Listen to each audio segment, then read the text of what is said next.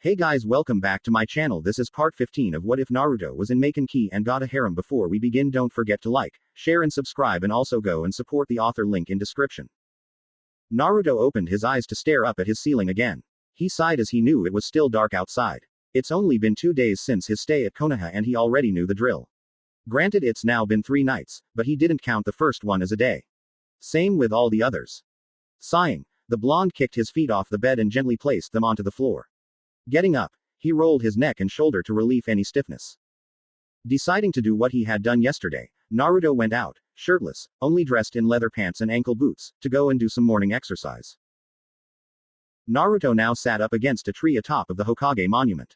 He watched as the sun started to rise. As he saw it in the horizon, he couldn't help but greet it with a smile and wave, which caused it to shine brighter, as if it acknowledged his presence. No doubt that had to have been the case. Naruto looked over his body. He wasn't even really sweating. That was a problem. Sighing, Naruto closed his eyes and enjoyed the sun's rays hit his body. His bare chest tingled with excitement from feeling the sun's ray make contact with it. A thought suddenly came to Naruto's mind. Bringing up his thumb and index, there appearing in golden flames in between their grasp, was the gold little box that held Naruto's new suit of weighted armor, made by Kenway himself. With probably a little help from Soto. Naruto looked it over as the sun's shine reflected off of its surface. Naruto remembered how helpful the original armor was. It drained him so much one day that with his natural inhuman healing and adaptability, he was literally even stronger the next day, only to feel like on the brink of death that day. Talk about that doesn't kill you, can only make you stronger. Though the armor didn't just help alone, Naruto had a rigorous training regime that would kill any normal human being. It prepared him for his epic fight with Wabisuke, but it was hell on him. Naruto tapped his chin with his index finger as he contemplated on using the armor sooner than expected. It could help with his Koite reserves and his power over them and increase body strength. I do want to get stronger. Plus Koite is badass, and increasing the reserves while at the same time properly controlling will help out in the long run. By a lot, Naruto said. You mean Muko? Kurama said. Shut up, Naruto mentally shouted, causing Kurama to laugh. After getting so smart in just a few months, becoming valedictorian in the process, you still confused the meaning of Muko for Koite. Ha. So I sucked at reading and writing and it stuck with me for a while. Whatever. Blame these people, Naruto argued, which only caused the Biju King to laugh even more. Stupid fox, Naruto thought with annoyance. Youth. Naruto turned his head to see Lee running up the trail. That's when the taijutsu enthusiast noticed his blonde rival. Naruto-kun, how good it is to see you again. Out doing early morning training.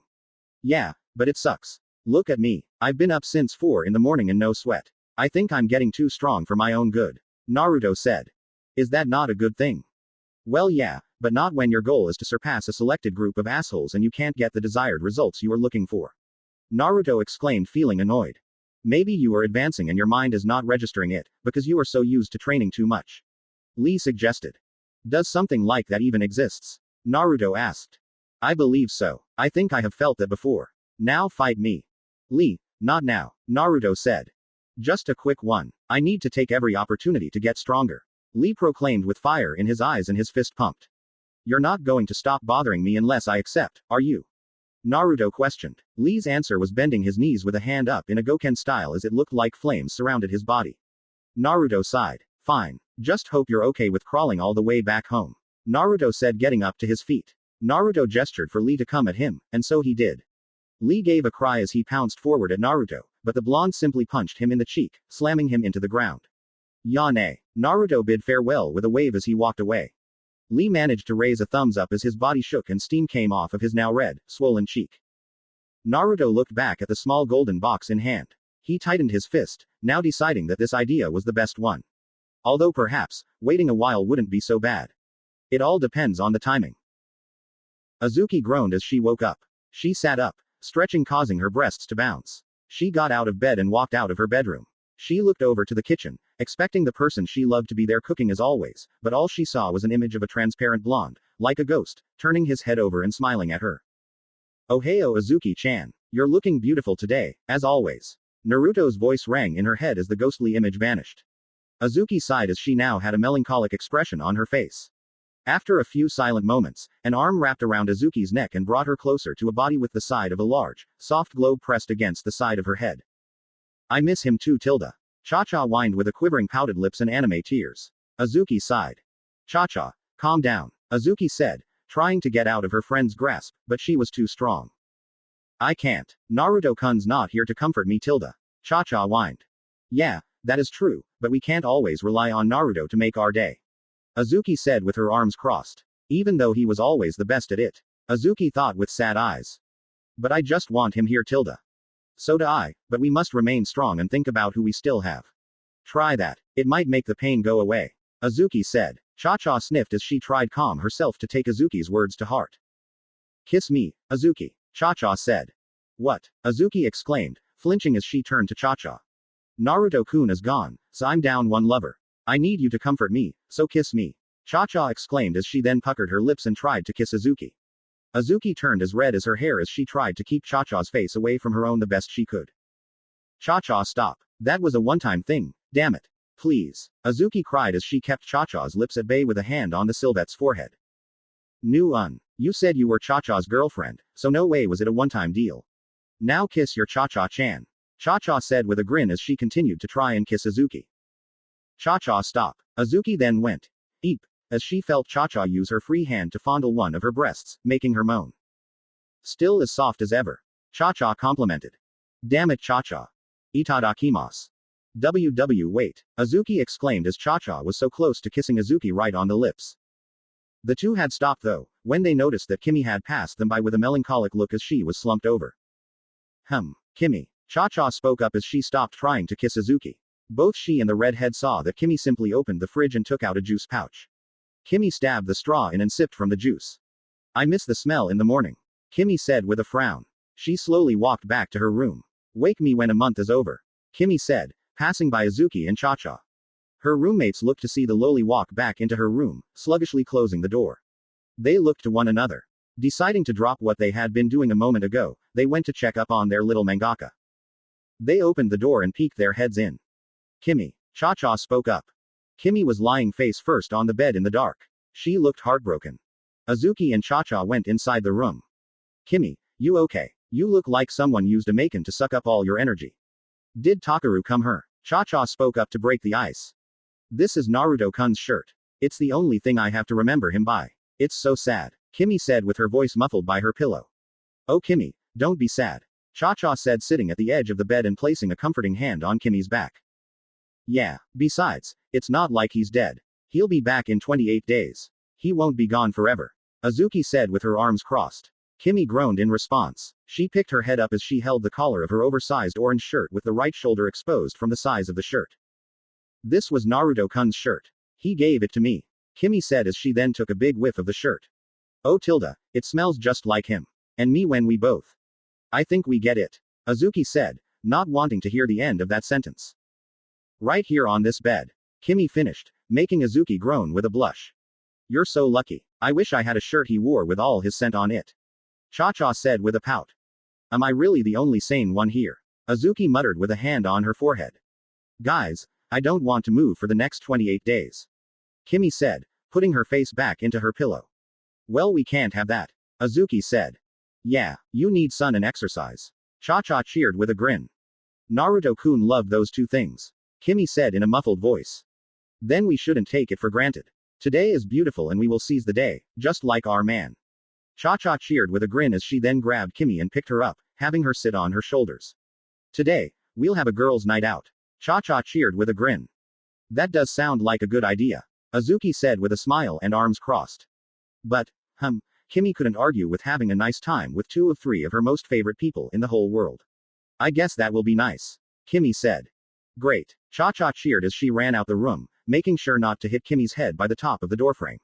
Cha-cha skidded next to the hole in the wall she made so long ago. Imouto, we're going to have a girls' day out. Cha-cha called out to Fu through the hole. Okay Tilda, sounds cool. Fu called back.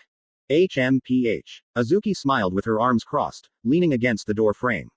It's nice to see that just because he's gone that warm light in all of us won't fade so easily. Kengo and Takaru had done some morning exercise together like they always did with Naruto. The only thing is that the blonde baka was not around for the next few weeks, so they had to make do with being a duo for a while. Right now Kengo was crouched down, knees bent as he looked to the ground, while Takaru leaned against a tree with his arms crossed. Silence reigned between them. So Tilda, how are things with you and Yuka-senpai? Takaru asked. Fine. We're still happy as always. How about you and Haruko? Well, we're starting out slow, but I'm sure we'll get to some new points sooner or later. I mean, it'll take a while, but I'm sure something else will happen. Kengo responded. The two remained silent. You doing well with your spirit? Takaru asked. Pretty well, I guess. You? Fine. Silence again. I miss Naruto, Takaru confessed. Me too. The dynamics between us are so off without him. Kengo said. Yeah, you two butting heads and me putting in my input here and there and at times trying to be a peacekeeper. Those were fun times, Takaru said with a smile, remembering their interactions as a trio. If you were a peacekeeper, then don't look to me as a reference in the future. Kengo said. HMPH. Takaru pouted. Silence again. So Tilda, how are things with you and Haruko-san? Kengo asked. Still the same. Takaru shrugged. The same. After you kissed her. What the hell? Kengo screamed, causing Takaru to flinch at the volume. Yeah. Unacceptable. Kengo shouted as he stood up. Dude, I know you're inexperienced and all, but come on, Tilda. It's been like over a week since then and still nothing. That's it. You're taking her out. Kengo shouted, pointing at Takaru. Wait.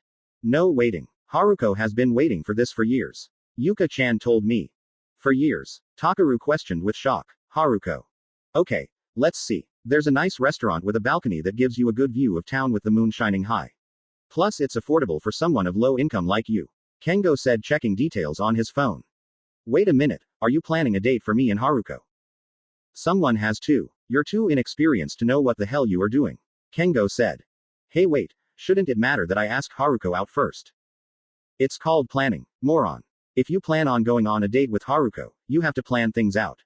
That's what Naruto and I did. Half the time, but the first time is always important. Kengo exclaimed. Well, maybe it might be too soon. No, Kengo screamed, pointing at Takaru, making him fall onto his bottom. You listen here. Kissing her last week and doing nothing to show you're interested in the pursuit of a relationship is stupid and vile. I refuse to have you as a friend if you end up breaking a piece of a girl's heart. And not just any girl, but the girl who has been in love with you since you were kids. Kengo shouted, hovering over Takaru with a serious expression. Since we were kids. Takaru exclaimed with shock. Wait, how you know this? One day I saw Naruto and Haruko hang out months ago. I was curious. You mean jealous? Takaru corrected with half-lidded eyes. Who's telling the story here? Anyway, I managed to hear some details on your past with Haruko and how sad she is that she wasn't with you at the time. Kengo explained, leaving Takaru speechless. Now listen, do you love her? Kengo asked. Do you love her? Kengo asked again, making Takaru blush. Well, maybe. Takaru said, scratching the back of his head. That's not a solid answer. I want a yes, or a no. Do you, Takaru Oyama, love Haruko Amaya? Kengo asked. Takaru knew Kengo was serious, if the look he was giving him was any indication of it, so he had to think it over. Takaru's cheeks turned red and gulp. He remembered his dad said that when you don't have a clear answer on something important, the best thing to do is close your eyes and whatever pops into your head, you'll get your answer. His mom backed him up on that, so he figured it wasn't a load of shit. Takaru closed his eyes as he let his mind go blank. All he saw was darkness for a while, but then a white light shined in his eyes. It was all white for a moment, but then he saw the back of a person. That person turned their head to him and smiled. It was an image of Haruko. She turned to him and waved with a blush on her cheeks. Takaru suddenly blushed at the thought of his Haruko. His eyes suddenly opened wide.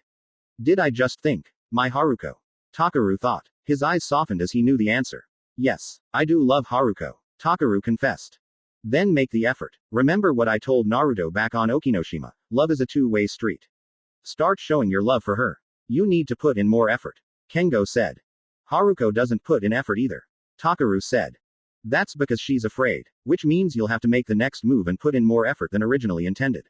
You have to be determined, macho and suave. Kengo said. I think I can only be one of those things. Takaru said. Whatever. Kengo sighed with a shrug. Either way, I believe I need some help. Kengo quickly pressed speed dial on his phone and put the device to his ear. Yuka-chan, I'll need some help. We're going to fix a grand first date for Takaru and Haruko-san. Kengo cheered with a fist thrust into the air. Oh geez. Takaru thought with new worry at the thought of Yuka getting involved. Naruto had finished cooking a nice breakfast of steak and eggs with stir-fry on the side. Naruto now was eating his meal. He looked around the apartment, sighing with sadness. Back to this. I hate being alone, Naruto said with a frown, before he continued eating. I wonder what the girls are doing. I hope none of them are down in the dumps. Oh, who am I kidding? Of course they are, but they will remain strong since they still have each other.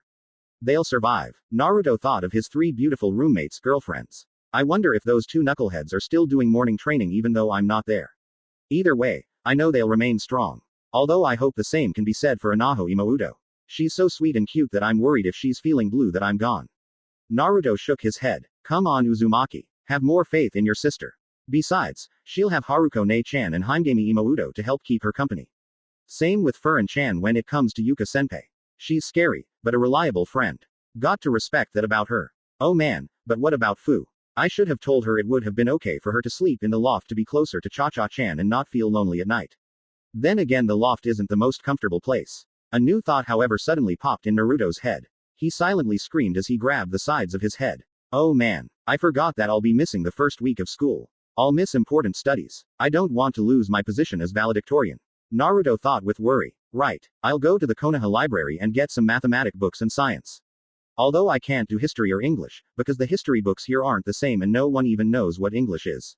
Damn, I'm kind of screwed here. Naruto thought with his arms crossed. Oh well, I still have time before worrying about that. Just relax and find something to occupy my time. Yeah, sounds easy enough, I guess. Naruto thought as he returned back to his meal.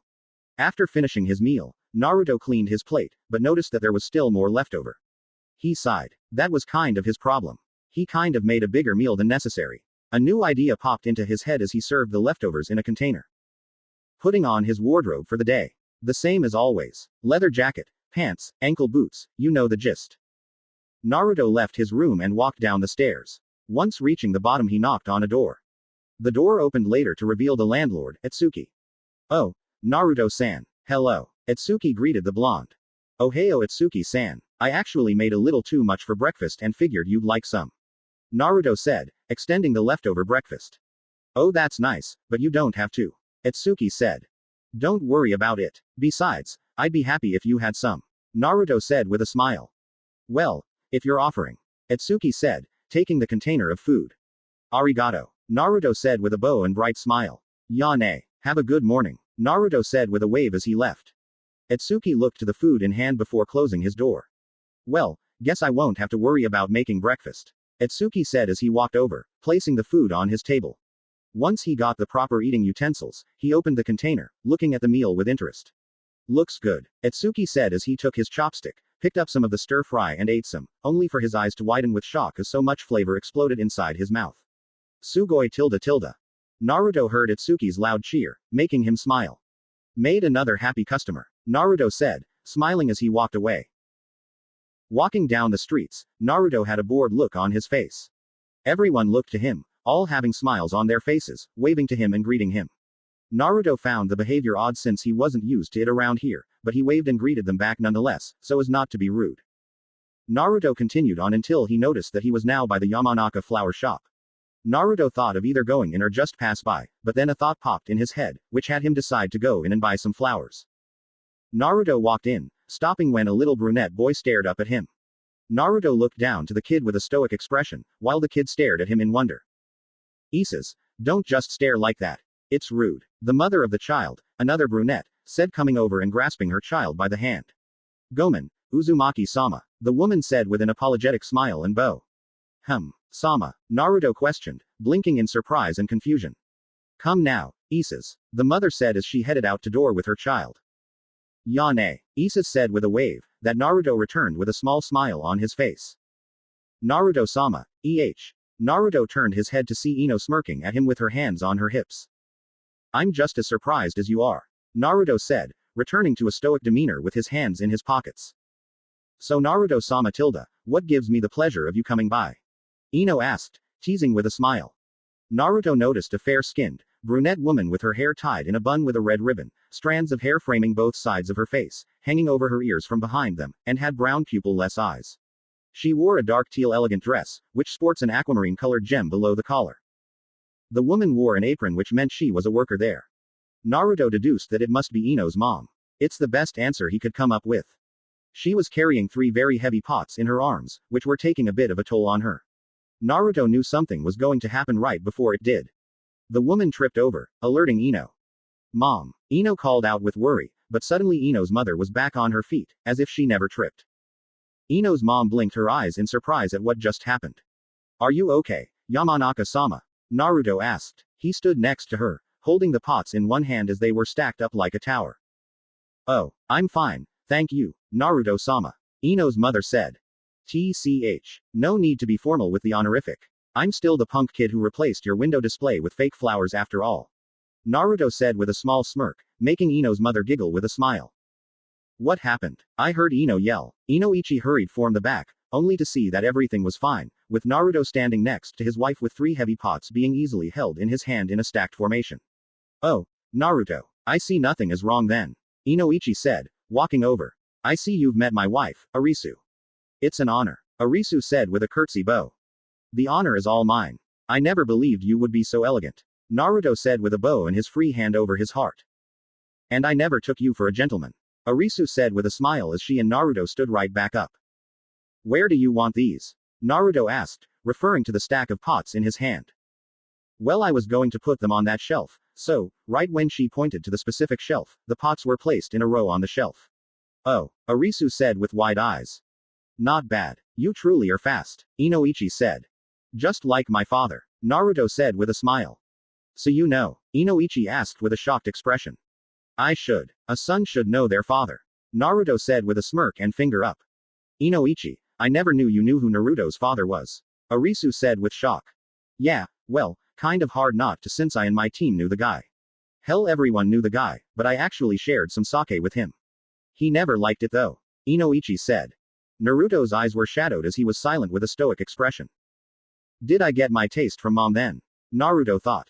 You knew the Yondaime Hokage dad? Ino asked with shock. Inoichi exclaimed with shock that his daughter knew who Naruto's father was as well. The Yondaime. Arisu screamed with shock. Please keep your voice down, Arisu-sama. I don't wish for this tidbit to reach the ears of people who may gossip. Naruto calmly said. Oh, my apologies, Uzumaki-san. Arisu said as she gave another curtsy. Naruto then looked to Ino, causing her to flinch as she could tell what he was silently saying. I won't speak, I promise, Ino said with a hand up as she used the other to cross her heart. Naruto stared at her for a few more moments, causing her to blush under her gaze, before he turned his attention back to Inoichi. This caused Ino to pout. I think I actually was liking his eyes on me. Arisu noticed her daughter's behavior, which made her giggle. Safe to say I never saw this coming. To let you know, Naruto, I never did see ill of you. Inoichi said. Thank you, but even if you did, it still would have been alright. The past is the past anyway. Naruto said, making Inoichi smile.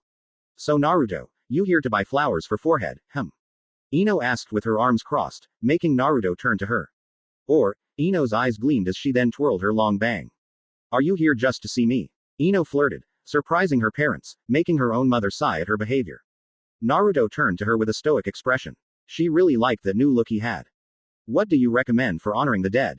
Naruto asked. Safe to say everyone was shocked by that question. Oh, well, let me go see. Ino said as she turned and left. How am I supposed to respond to that? Inoichi chuckled at his daughter's change of mood. Arisu stared at her daughter with surprised eyes. She then smiled as she held her right cheek. Not bad, Arisu said, looking to Naruto. Naruto blinked his eyes, looking to her. Usually posies are the best choice. Ino said bring over a pot with posies to show them off to Naruto. Do they come in different colors? Naruto asked.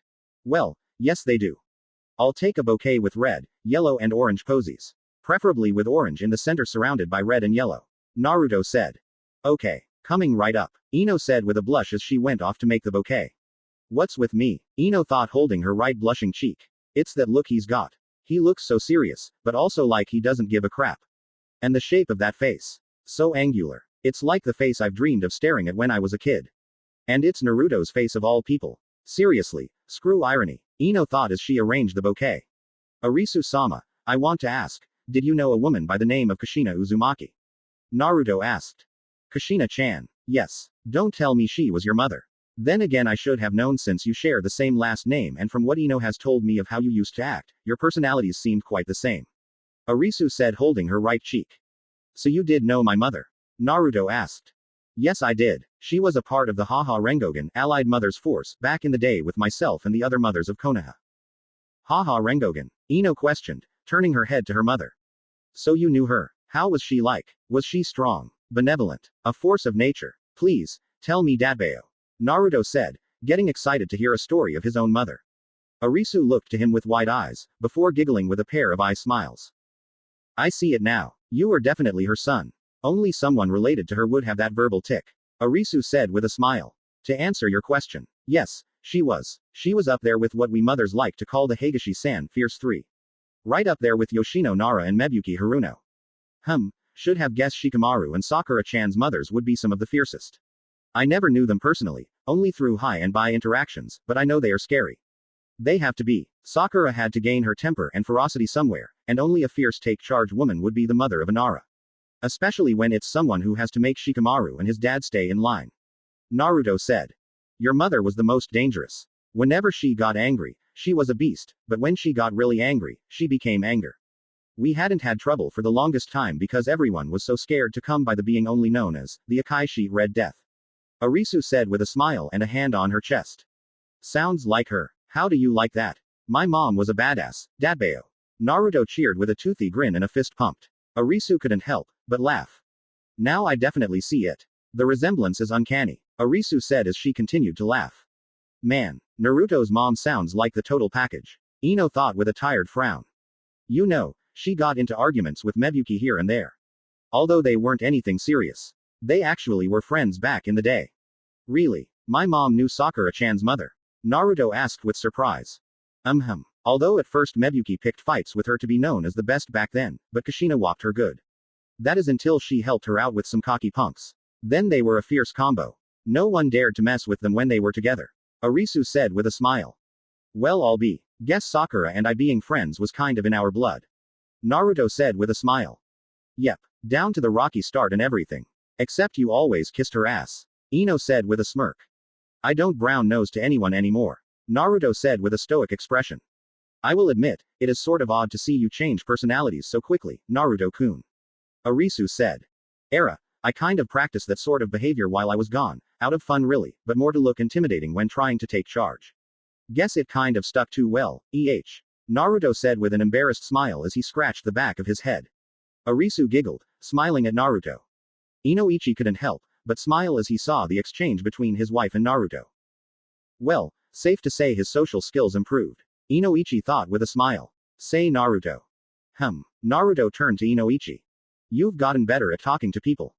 You mean I'm not a disrespectful brat anymore, Naruto said with a smirk. Guess those girls back at Tenbi taught you right, huh? Ino said with a smile. Yeah, Haruko-ne-chan and Furin-chan pushed etiquette and things not to say and avoid into my head so much while I was there. Also helped that I was always surrounded by people, talking to them. Practice made perfect, Naruto said. So you're a ladies' man, huh? Inoichi said with a grin. I guess. Although ladies' magnet was more of an accurate statement over there. Naruto said rubbing his chin.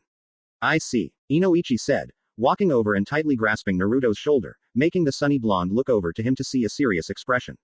Just letting you know, if you intend to seduce my daughter, be on your toes. Inoichi warned with a finger up. T2-san. Ino cried with embarrassment. Oh dear. Arisu said with a frown and holding her left cheek. No need to get defensive. I'm not interested. Naruto said with a stoic expression, surprising the family. I won't deny that Ino-chan is beautiful. Naruto said, making Ino blush. But I'm not interested in pursuing a relationship like that. It's not easy piquing my interest. For now, she is only a friend. Wow. I just got rejected in a cool manner. That kind of stings. Ino thought with a frown. The posie's ready, I see. Naruto said walking over to Ino. Oh, yes. Ino said with a blush. She gently handed Naruto the flowers. Arigato, Bijan-san, Missy's beauty. Naruto said, causing Ino to silently gasp as her blush thickened. Naruto walked towards the exit with the Yamanaka family staring at him. Ino blinked her eyes as she stared at him. She suddenly noticed a stack of Ryo in her hand, shocking her that Naruto paid so quickly without anyone noticing. She counted the money, only to notice a few extra bucks. Naruto, wait, Ino called out, but he was already gone. Ino stared at the exit with a blush still on her cheeks. She looked to the ground with her lips puckered out. Yar, what a waste. He's gotten so much cooler too. So what's the problem? You can gain a man's interest. In fact, I wouldn't mind you and Naruto-kun dating. Arisu said with a smile and her arms crossed. Same here. He was never a bad kid. Well, he was, but I knew he would treat a woman right, even now. Inoichi said with a grin. Easier said than done. So long as Sakura's interested, no way am I getting near that fine piece of ass. Ino said with a pout. Language, Inoichi said. It's not like a challenge from Sakura has kept you from trying. Arisu said. This is different. If you thought Sakura and I were passionate when it came to Sasuke. Passionate isn't the word I would choose. Inoichi said with a dull look, his eyes looking to the side. Then you have seen nothing yet when it comes to Sakura. She's head over heels for him. It's like if he said jump, she'd do it like a good little pup looking for love. Ino said. Well, at least she has better taste now. Sasuke is very handsome, but his attitude did seem pretty irritating. Arisu confessed. Still Ino, don't give up. Inoichi exclaimed with a grin, wink and thumbs up. What's with you, Dad? Ino questioned. A ladies' magnet. Makes me wonder if the women here will be trying to get his attention. Depending if they think he's so attractive now. Inoichi said with a smirk. Trust me, honey, even a married woman will find that young lad attractive. Arisu said with a smile, her eyes closed and her hand on her left cheek with her other arm semi-crossed. Inoichi and Ino's eyes bulged when they heard that part. Takaru was sitting against a tree, frowning with the back of his hand pressed against his right cheek. He glanced over at the love experts, Yuka and Kengo, who were planning Takaru and Haruko's date for today. After that, what do you think? Kengo asked his girlfriend. Perhaps this, Yuka said with a smile, showing images and info on her own phone. Oh tilde, genius Yuka-chan. You are always so wise. Kengo cooed as he embraced his girlfriend and snuggled his head into her neck, making her giggle. Are you two done yet? Takaru asked. Almost. Now go on. Ask Haruko-san out, Yuka said, waving her hand in a shooing motion as Kengo started sucking on her neck, making her giggle more. Already, shouldn't I know the plan first? Takaru asked. We'll message you. Now leave us. Kengo said then resumed to leave hickeys on Yuka's neck. But, Yuka threw a kunai at Takaru, stabbing it into the tree, right beside Takaru's head, making him flinch with fear as he then ran off. Kengo continued necking Yuka, making her giggle. A quickie? Kengo asked. Tilde. Why not? Yuka said as she and Kengo started discarding their clothes.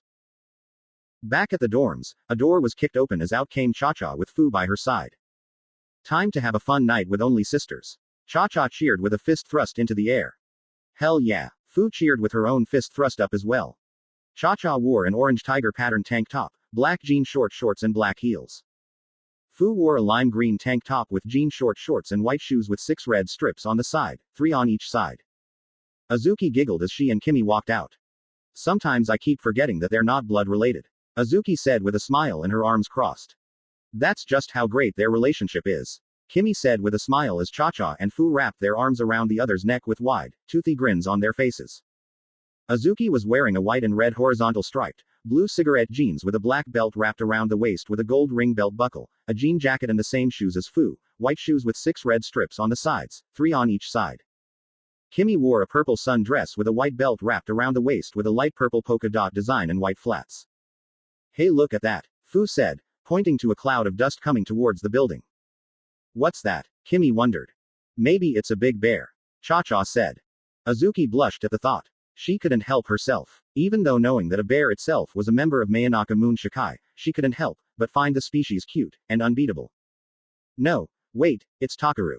Cha-Cha said as she got a better look at the oncoming runner. Oh, and just like that, Azuki's excitement dropped to zero as she had a dull look on her face. He's running pretty fast. I wonder if something spooked him. Fu said. Takaru ran up the stairs until he got to his floor, barged into his dorm, passing by Anaho and Heimgami, who were sitting at the kitchen table, and burst into the girls' room. Haruko, will you go out on a date with me today? Takaru quickly spoke out. However, in signature Takaru fashion, he barged in at a wrong time as Haruko was in her underwear, braless, as she stared at him with wide eyes. Haruko screamed as she turned around covering her breasts with her arms. Get out. I'm sorry. Takaru screamed as he ran out, slamming the door behind himself. Haruko looked to the ground with a red blush, but she then gasped as she realized what he had just said when barging in. Take. Haruko called out. Yes. Takaru called back, his back pressed against the door. Did you ask me out? Haruko asked. Yeah I did. Takaru confessed, looking to the ground with a blush. I should put in some effort, you know. I mean, I've liked you for the longest time and Kengo told me that you felt the same way for years now. Kengo knew. Yeah, heh. He kind of spied on you and Naruto when you both went to town together. Guess he got kind of jealous, as he usually got before dating Yuka, and heard everything you said to him. Takaru said with a nervous smile. I'm gonna kill him, Haruko said with a glare and tightened fist. Haruko, if I had known, then, I would have asked sooner, because, I've always really liked you and I can't even remember when it started. It always felt like forever, because I've known you for my whole life. I just want to. Yes. Takaru looked to the door. I said yes, I'll go out with you today, Haruko said. Takaru's eyes widened with shock as his cheeks turned red. You won't regret it, I promise, Takaru exclaimed with a red blush. Haruko smiled with a blush on her cheeks. I won't in the slightest, Haruko thought, smiling softly as her cheeks were burning red. Takaru fist pumped with a toothy grin on his face. However, when he looked to the table, he saw Himegami smirking at him while Anaho had waterfalls of tears coming from her anime eyes and a cat-like frown on her face. All the while Manji was confused on what was happening. Human nature was so odd to the little kitten. Takaru chuckled nervously, scratching the back of his head. Better go, freshen up, Takaru said before making a mad dash to the bathroom. You forgot your towel, Tilda, Himegami called out. Damn it, Takaru cursed. Himegami giggled. He's so worked up that he forgot that the towels always remain in the bathroom. What a dork, Himegami said with a smirk as her fist was pressed lightly against her cheek. She then noticed Anaho looking down to her lap with the tears still coming. Maybe I did something wrong, Anaho said to herself. Don't feel that way. Love is a real bee sting in the ass. People will choose whatever they want, and people like us might have no say in it. No matter how much we want to just be a part of that love, Himegami said. That doesn't help me feel better though, Anaho whined. Well, at least you have another boyfriend to fall back on, Himegami said with a smile. Another boyfriend? What are you talking about? Anaho asked. You know, the fat one from the festival, Himegami clarified. Choji-kun, don't be silly, we're just friends. Besides, I don't think he'd ever see me that way, Anaho said with a cat-like smile as she waved it off. I wonder if this counts as blissful ignorance, Himegami thought with a dull expression. Plus he's not fat, he has muscle, Anaho exclaimed, feeling the need to defend her friend. Meanwhile, as that went on, Cha-Cha, Kimi, Azuki and Fu looked over the railing for a while as the cloud Takaru left behind faded. Guess it was nothing major, Cha-Cha said. Maybe he just had to go use the bathroom, Fu suggested. That must have been it, Cha-Cha said. Enough with this, can we please get a move on? Azuki said. Hell yes, let's go have some fun, Cha-Cha cheered with her fist thrust into the air. She then put a foot onto the railing and hopped off the edge. Yeah, Fu cheered as she hopped onto the railing and then leapt off, following her sister. Let's go then. Azuki wrapped her arm around Kimi's torso and hopped over the railing. The three landed gracefully upon the ground. To the mall, Cha-Cha cheered with a fist thrust into the air. Why the mall? Azuki asked. I don't know. That's usually the place people like to go to, Cha-Cha said. Boring, Tilda. There's a carnival. Let's go there, Fu said. There's a carnival that I didn't even know about. Then screw the mall. Let's head over, Cha-Cha exclaimed as she grabbed her sister and have her sit on her shoulders as she then ran off with Fu cheering at getting a piggyback from her elder sister. HMPH. Azuki smiled, shaking her head at the two. Azuki-ne-sama, you know I can use my own legs, right? Kimi said, getting Azuki's attention that she was still holding the petite girl. Gomen, Azuki said with an embarrassed blush. It's okay. I don't mind at all. In fact, I rather like being carried by you, Kimi said looking up to Azuki with a smile and eye smiles. Azuki's eyes widened as her cheeks were red. Keep up, slowpokes. Last ones at the carnival is a rotten egg, Cha-Cha called out. No, I refuse to be anything rotten. Let's go, Azuki-ne-sama, Kimi exclaimed with a determined expression, pointing ahead. Right, Azuki said with a grin as she ran off after the two mocha-skinned girls up ahead to catch up to and pass them. Naruto made it to the memorial stone near his team's training ground. He stared at the stone with somber eyes. He scanned through the names on the rock. He saw Obito and Rin's names on the stone. One of those didn't belong on it. After a moment, he found the names he was looking for. Kushina Uzumaki and Minato Namikaze. Naruto mentally read the names. Hi mom. Hi dad. Naruto spoke through his mind as he placed the bouquet of posies in front of the stone. Naruto was on one knee, staring at the names of his parents on the stone itself. Naruto closed his eyes and brought his hands together to pray. He stayed there for a while now. Someone had come by for their own visit to the memorial stone, but remained in the shadows of the trees, noticing someone else was there, praying. The person had a sad smile on their face as they stared at the blonde. After giving a prayer, Naruto brought his right fist to his mouth, kissed his thumb and then pressed it against his left pectoral, where his heart lied underneath. You can come out now, Naruto said. Kakashi came out of the shadows as Naruto stood up from the ground. Thanks for giving me a few moments. Well, you look like you needed them, Kakashi said with eye smiles. You know it's funny. I did learn that you got your tardy habits from your old friend here, Naruto said, turning to Kakashi. Yeah, well, he would make up excuses such as helping old ladies with their bags. I guess I keep those terrible excuses alive, Kakashi said. Yeah, except he was probably being more honest most of the time than you are, Naruto said looking to the side. Well then, I guess I'll have to help a weak, elderly woman next time I see one, Kakashi said with an eye smile. You're a terrible liar, Naruto said, shaking his head, making Kakashi laugh. Kakashi then looked over to the memorial stone. Naruto viewed Kakashi's demeanor. Despite wearing a mask, Naruto could feel the sadness and sense of guilt. He knew his sensei needed some time. Naruto walked over to a tree, sat down against it and had the second volume of JoJo's Bizarre Adventure Part 4, Diamond is Unbreakable in his hand. It had a bookmark of Yu Yu Hakusho in between two certain pages, with Yusuke Urameshi on the bookmark. Naruto read in silence as he let his sensei give his words to his deceased friends. Naruto will admit, he feels bad for not telling Kakashi that his teammate and best friend is still alive, but how can you tell him that when his old friend is the mastermind behind the Akatsuki and the successor to Madara Uchiha's goal for the future? Is the correct term, pawn. Either way, he doesn't think it will be wise to tell him yet. Kakashi may act cool, but no doubt he'll instantly become an emotional person when he hears the truth. Even though he might get pissed later that his own student held this information from him, Naruto was willing to take the heat later instead of taking the chance which could accidentally lead to a train wreck once known as Kakashi for a week or two, or more. Although at least it will be smoother to tell Kakashi the person he cared for so much is still alive than Sasuke. That Uchiha idiot might actually try and invade Mayonaka Moon Shikai's base just to get Itachi back. He's not going to have, I let my friend go on a suicide mission, on his conscience anytime soon. Or ever. After a while, Naruto closed his manga as it vanished via golden flames, stood up and walked towards Kakashi, placing a hand on his sensei's shoulder. Thank you Naruto, Kakashi said, thanking his student for the time of silence. You know, even though it might be hard with how your past was like, you should try to make an effort to socialize more. Maybe find someone to love again, Naruto said. Well, I love you, Kakashi said, looking to Naruto. I'm flattered, but I'm already in a committed relationship, Naruto said, making Kakashi chuckle with eye smiles. Either way, I think I'm too old for dating, Kakashi said, turning his head back to the stone. You're only 30, Naruto retorted. Sensei, seriously, find some love or make some. I'm sure your wife wouldn't mind, Naruto said with a smirk as he held up Kakashi's copy of Ika Ika Tactics in his hand. That's not a funny joke, Naruto, Kakashi said, taking his book back. Who's joking? You spend so much time with those books you're practically married to the series, Naruto said. Well, Kakashi couldn't help but frown as he stared at the book cover. If you're afraid to love, then don't be. Love may be a bitch sometimes, but it's still magical and can bring a much needed warmth to your heart, Naruto said with a soft smile. I'm not afraid, Naruto, Kakashi said, pocketing his book.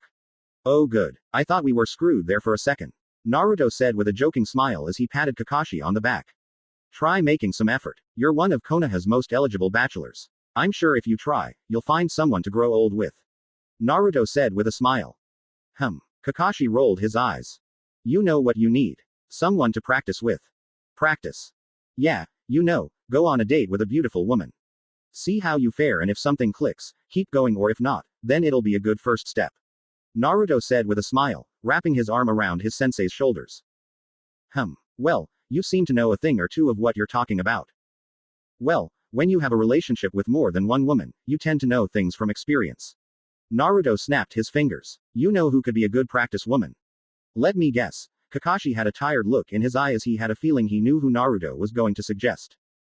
Shizune Ne-chan, Naruto exclaimed with a wide smile. Of course, Kakashi said with a sweat drop.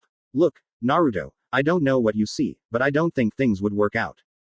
You won't know unless you try. Besides, she'll need it as much as you do. She overworks herself to the bone that she needs a break. She needs a nice meal to a restaurant that serves some of the finest wine, speaking to a man who even if he can't display interest in her, will still show interest in spending time with her.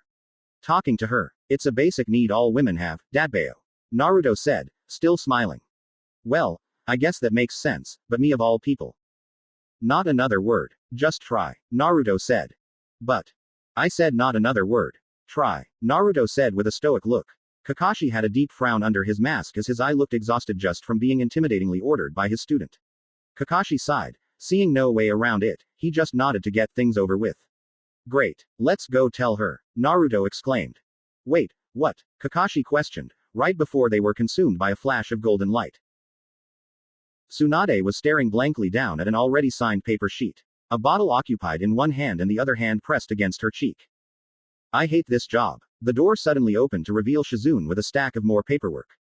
Oh joy. Tsunade thought sarcastically. More paperwork for you, Tsunade-sama. Shizune said, groaning from carrying so much paper in hand. I can see that, Shizune.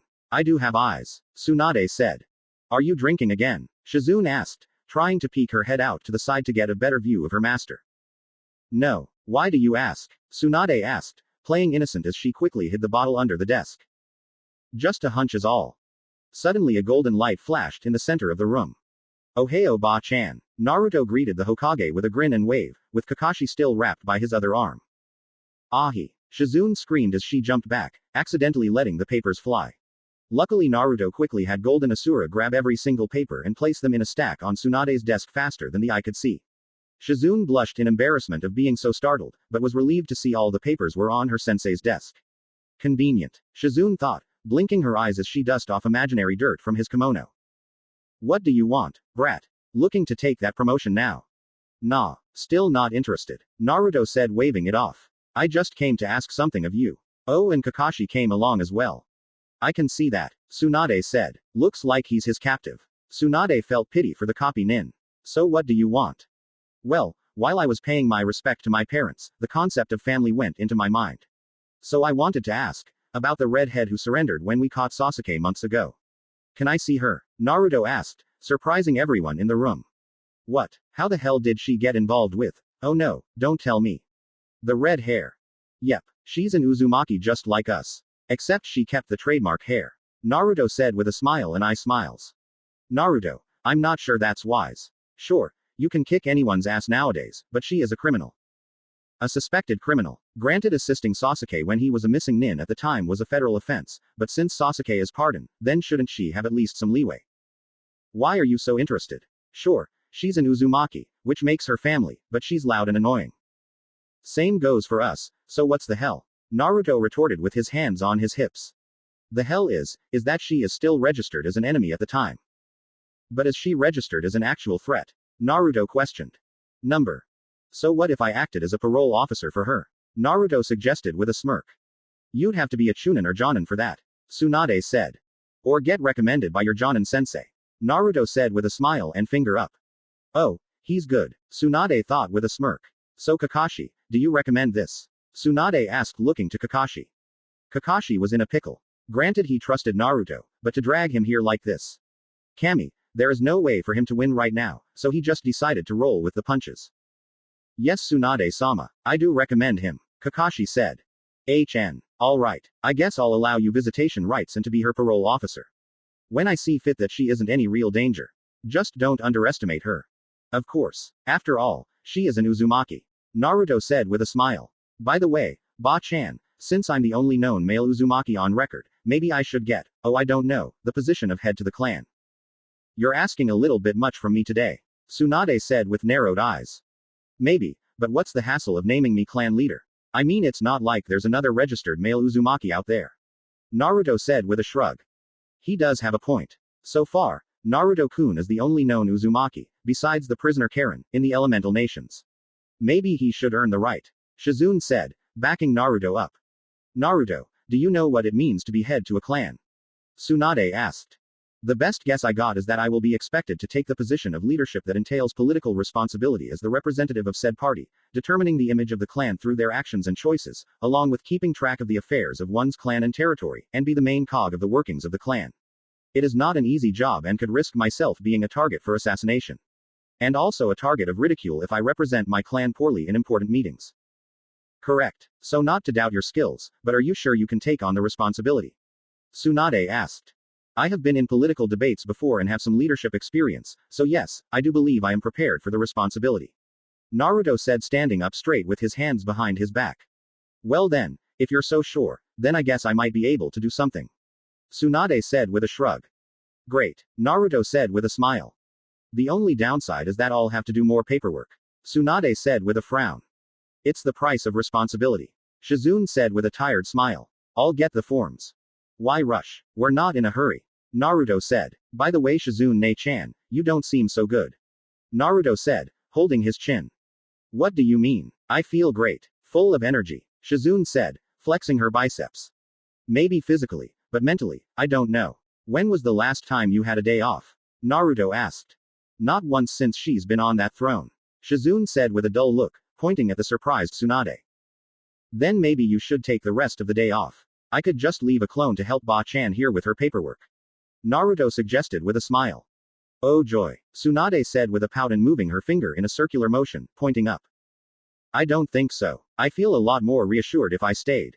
When was the last time you had a nice cooked meal? Naruto asked, appearing next to Shizune, holding his chin. Well, You don't even remember, do you? Naruto said with narrowed eyes. Well, I'm always stuck here making sure Tsunade-sama doesn't get behind. I've been mainly having microwaved food for breakfast, lunch and dinner. Shizune admitted with a pout.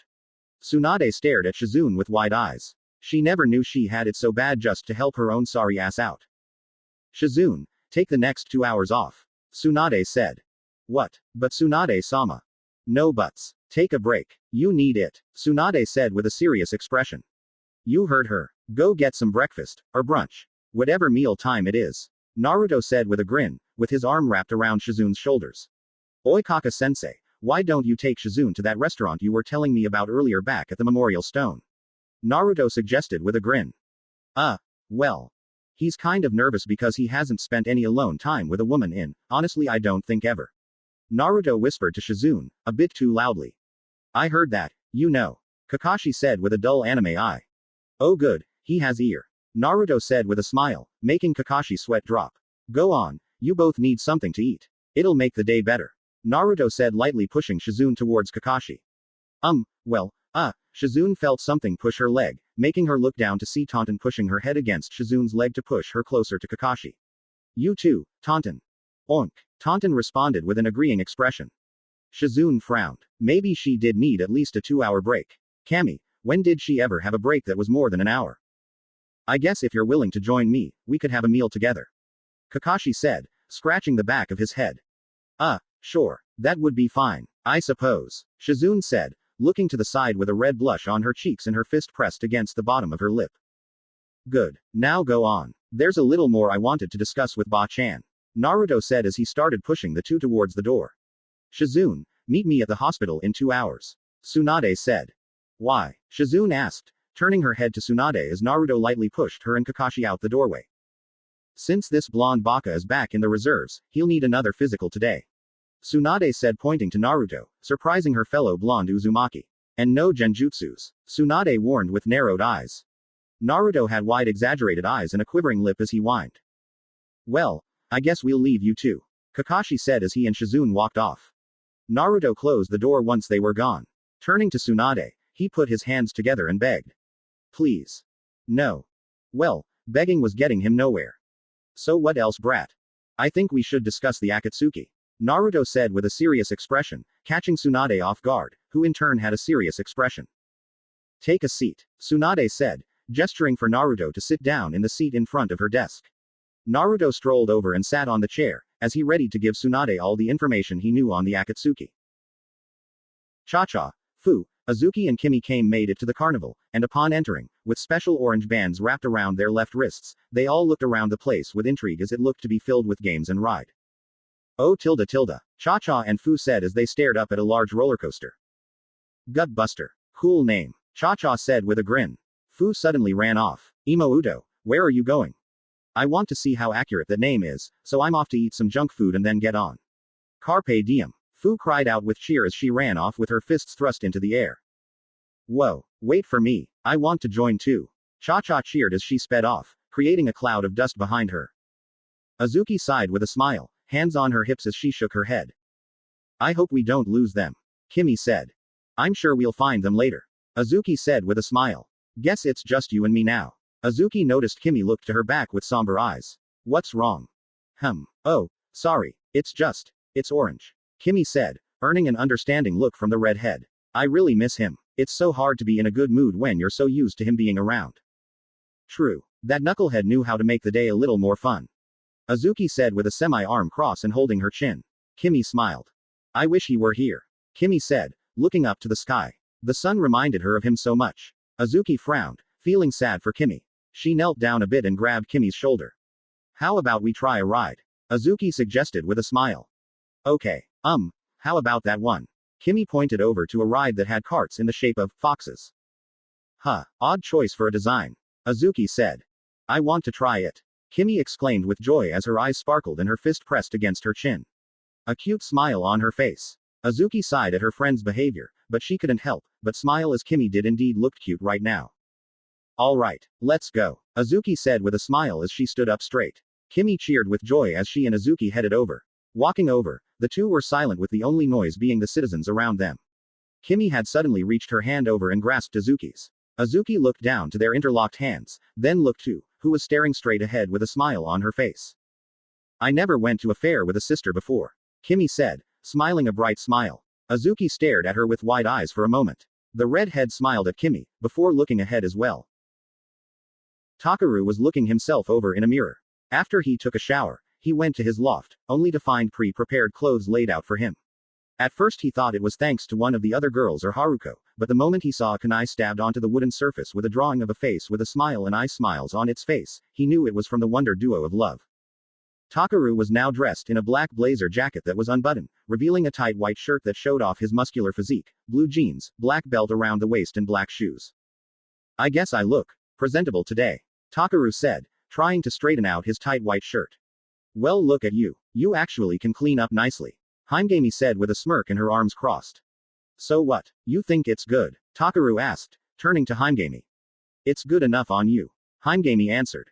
Then that's good for me, Takaru said with a smile. The sound of footsteps made their way over to them as suddenly a corsage was extended to him. Here, Takaru looked to see it was from Anaho. Give this to Haruko-senpai. She'll love it, Anaho exclaimed with a cat-like smile. Takaru stared at her, surprised by her actions. His eyes softened with a soft smile on his face. Takaru nodded as he then took the flower. Thank you, Anaho, Takaru said, placing a hand in her shoulder, making her blush. Takaru suddenly heard the jingle on his phone, meaning he got a text.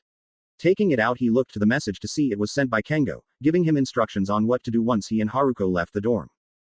Who's messaging you? Anaho asked. Just Kengo, Takaru said. That fool, I swear, it's like when romance hits, he always wants to be a part of it somehow, Haimgami said with her eyes closed. How do you know it has to do with romance? Takaru questioned. Why else would he bother to text you right now? Haimgami retorted. Good point, Takaru said, pocketing his phone. Although if he didn't know about the date, then I'd swear he'd have a sixth sense. Or 7 after that creepy heart connection thing he shares with Yuka-senpai. Suddenly the door to the girls' room opened, catching everyone's attention, leading them to be met with the sight of Haruko. Haruko wore a sleeveless, turtleneck light pink dress that extended past her knees, but she had a small slit on the left side to reveal some of her leg, and she wore wide open-toed heels. She also had 2 thick white plastic bracelets around her left wrist.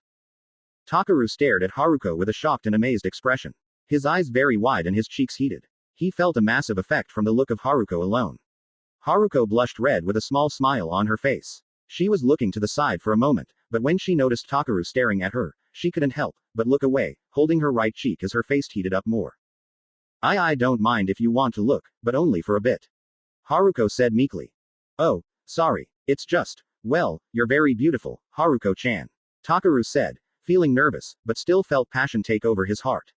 Haruko looked to him in surprise, but then smiled. Seeing nothing happening, unless you count staring as something, Anaho and Haimgami decided to help by nudging Takaru and pointing to the corsage, bring him back to reality. Oh, right, have this for you. Please, allow me to put it on for you, Takaru said as he walked over to give Haruko her corsage. Haruko blushed, seeing the light pink carnations in his hand. She smiled as he started wrapping it around her right wrist. You know, it's not even prom night yet and you already got me one of these, Haruko said, smiling. We have a prom. Takaru asked with confusion. Haruko just giggled with her tongue out, making Takaru chuckle as he returned to fixing the corsage. There. Perfect. Takaru said with a smile as he successfully wrapped the corsage around Haruko's wrist. Takaru offered Haruko his arm, making her smile as she accepted it, wrapping her arms around his own. The two headed for the door with smiles on their faces, but they couldn't help but look away with blush on their faces. They couldn't believe this was really happening. Oh. Takaru opened the door and offered Haruko to leave first. Ladies first. Haruko giggled, seeing that he was trying really hard to make the date perfect. Thank you, Take-chan. Haruko said with a smile as she walked out first, with Takaru following, closing the door behind himself. Anaho and Heimgami stared at the door for a few moments. That was really nice. What you did just now, Heimgami said, still staring at the door. Anaho looked to the ground. I want him to be happy. Even if it's not with me, I at least want to help him move forward in the direction he wants to, you know. Anaho said with a sad cat-like smile. I wonder if this is what Naruto Nisama felt when it came to Sakura-san back then. Heimgami's eyes softened. Maybe you can ask him when he comes back. Yeah, Anaho said with a nod. Speaking of Nisama, I wish he hadn't gone. I really want to drown my sorrow by eating one of his famous cakes. How cruel. Anaho said with waterfall tears going down her eyes. Kodama just sighed as she patted Anaho's head. And that's the skinny, Naruto said. Tsunade was just speechless, gobsmacked by what Naruto had told her. A figurehead with the eyes of the sage. Jiraiya's old students being the creators of the Akatsuki, who were once aligned with good, until tragedy struck, and a mastermind behind it all, being the same man who let loose and controlled the Kyuubi itself to attack Konoha all those years ago. Now was a perfect time for a drink. Taking out her hidden bottle from earlier, Tsunade chugged down some of the bottle's content. Oi, don't be greedy. Give me some too, Naruto said. Tsunade brought a finger up, gesturing him to wait a moment. After a good chug, she sighed and handed Naruto the bottle. The younger Uzumaki looked to the bottle with dull eyes and then brought it upside down to reveal only a single drop was left. You cut me deep, Ba-chan. Naruto said. Things are just getting more complicated. Tsunade said, rubbing the temples of her head. Yeah, they are, Naruto said with a nod. Letting you know, despite how unethical this sounds, when we see the plant guy, we have to destroy him at all cost. You mean Zetsu? Why is that? He's just a scout. Trust me, he's more than a scout. I'm mainly referring to the black half, Black Zetsu. He has to be eliminated at all costs. Naruto said. Eliminated? You sound like a man who has killed before. Tsunade said. Naruto's eyes softened a bit. Tsunade looked in shock, noticing something wrong. Wait, have you? Few times. First two, I was so scared I wasn't even aware of the horror I had done. The next was when Takaru got shot in the back. Then the next three all in the same day. Bastard kept switching bodies. Naruto said. Switching bodies. Naruto, what kind of people have you faced in these past months? Tsunade questioned. Enough to know that if I storm the castle, then it is a suicide mission on my part. Naruto said, shocking Tsunade. Are there people really that tough? Stronger than this little baka? Goddamn. Tsunade thought with shock and a sense of fear. Well, since we're done here, I guess I'll go head out. Naruto said, standing up. Don't forget about your physical soon. Tsunade pointed out. Yes, Mom, Naruto said with an eye roll. Watch your tone with me, young man. Tsunade said, making Naruto smile, before he turned and went to leave. Tsunade sighed as she leaned back in her chair. Let's see. I got a good hour and 45 before Shizune comes back. That's enough time to get through half my stock. Tsunade thought with a smile as she pulled out more sake from out of nowhere. Naruto whistled, walking down the streets of Konoha. He had some time alone and, well, he feels he's done enough of that. Maybe I should hang out with someone for a while, Naruto said to himself. That's when he noticed Sasuke walking down the street as well. He appeared next to him. Oi, Sasuke, want to hang out for a bit? Naruto asked. No. You off training instead? Naruto asked with half-lidded eyes. Yes. Do you at least know where Sakura-chan is? She's working at the hospital. Oh, thanks, Naruto said, before he walked away. Sasuke glanced to the blonde's retreating form. It's so much easier now, Sasuke said with his eyes closed. There's no fun in it anymore. Naruto pouted, walking away with his hands in his pockets. Guess I could hang out with someone from another team. Lee is out since his idea of hanging out would be another spar. That reminds me, he did manage to get home, right? Naruto wondered to himself. Atop of the Hokage monument, remained Lee with his cheek still swollen. Still painful. I don't know about Tenten. She might just want to talk about weapons alone. Don't want a one-track conversation. That's just annoying, Naruto said. He then snapped his fingers. Neji and Hinata, maybe they'd like to hang. Naruto exclaimed with a smile. He sped off, causing a shockwave that built up so much wind that nearby people flew from the ground a bit and landed on the ground a moment later. What the hell was that? A random villager questioned with fear. A moment later at the Hyuga clan compound, a pair of guards, one with green shaggy hair hidden in a bandana like Hittite and the other with shoulder-length blue hair tied in a small ponytail at the end, were on gate duty, when the new blonde nightmare of the Hyuga clan appeared in front of them. After a moment or two, the sound of a roar was heard as harsh winds erupted throughout the area, forcing the guards to shield their faces with their arms. However, they started to fly away, but luckily for them, Naruto summoned a pair of golden Kurama chakra arms to extend and grab their torsos, keeping them from flying into the sky. Once the winds vanished, Naruto placed them back onto the ground, before retracting the chakra arms back. Oh heyo. Naruto bowed to the two guards. Are Neji Hyuga and Hinata Hyuga here today? Naruto asked. Well, unfortunately Neji is out on a mission, while Hinata is being trained by her father. The green-haired guard said. Her father? Naruto questioned with a raised eyebrow. I thought he stopped doing that in favor of Hanabi. Naruto said. Things became different, especially after the new jutsu she came up with it. Hiyashi-sama became interested again. The blue-haired guard said. New jutsu? No way. What is it? Naruto asked with new excitement. Upon secrecy, it is best we keep any jutsu of our clan hidden from others. Naruto stared at them with a thin-lipped mouth. Please, Uzumaki-san, understand. The two are very important individuals in the clan and so will be busy at times. The blue-haired guard said. Naruto continued to stare at them. Now if you will, please leave. I don't want to sound rude, but your presence is a bit unnerving to people around here. No offense. The green-haired guard said.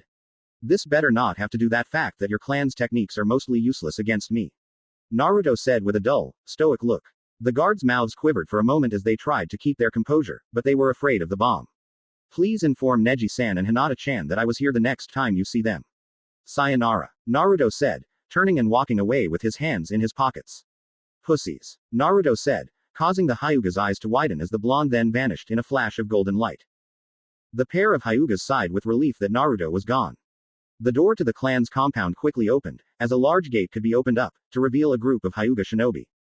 What happened? One of the Hyuga shinobi asked. Nothing. He was just here. The green-haired Hyuga said. Who? All the Hyuga looked to see Hiyashi behind them all with his daughters beside him. Uzumaki-san, Hiyashi-sama. The blue-haired Hyuga informed. Naruto-kun. Hinata questioned with surprise and a blush. And you told him to leave? Hiyashi asked with his arms crossed. Well, Hinata-sama was busy with training and Neji-san is on a short mission to Suna, so we figured it was better he left for now as to not be a disturbance, Hiyashi-sama. The green-haired Hyuga gate guard said. Hiyashi closed his eyes for a few moments. The next time he comes by, invite him for tea. Hiyashi said, surprising his clansmen. Tu-san. Hinata spoke her father's name, surprised by his words. We show him that like all of Konoha, we consider him an ally. Hiyashi said as he started walking back towards the training room, leaving surprised Hyugas. Hinata couldn't help but smile at her father's decision. As Hiyashi was walking, he passed by his father. Are you sure it is wise to invite him in? The clan seems to be fearful of him now. It could bring some unwanted paranoia to have him within the walls. Hiyashi's father said. I figured that, but it is better to make him feel like an ally than someone we distrust. He has been considered a pariah for a long time, so showing him kindness will give us some form of credibility from him. Hiyashi reasoned. His father couldn't help but nod in agreement at that logic. The two departed ways. Naruto was sitting on the roof of a building with his fist pressed against his left cheek. He had half-lidded eyes and a frown as he thought of who else to hang out with. I could go with Kiba, but I'm not sure if the dogs will act up. Plus his mom is pretty scary. She's like a territorial alpha who will try and intimidate any strong individual to show off her dominance.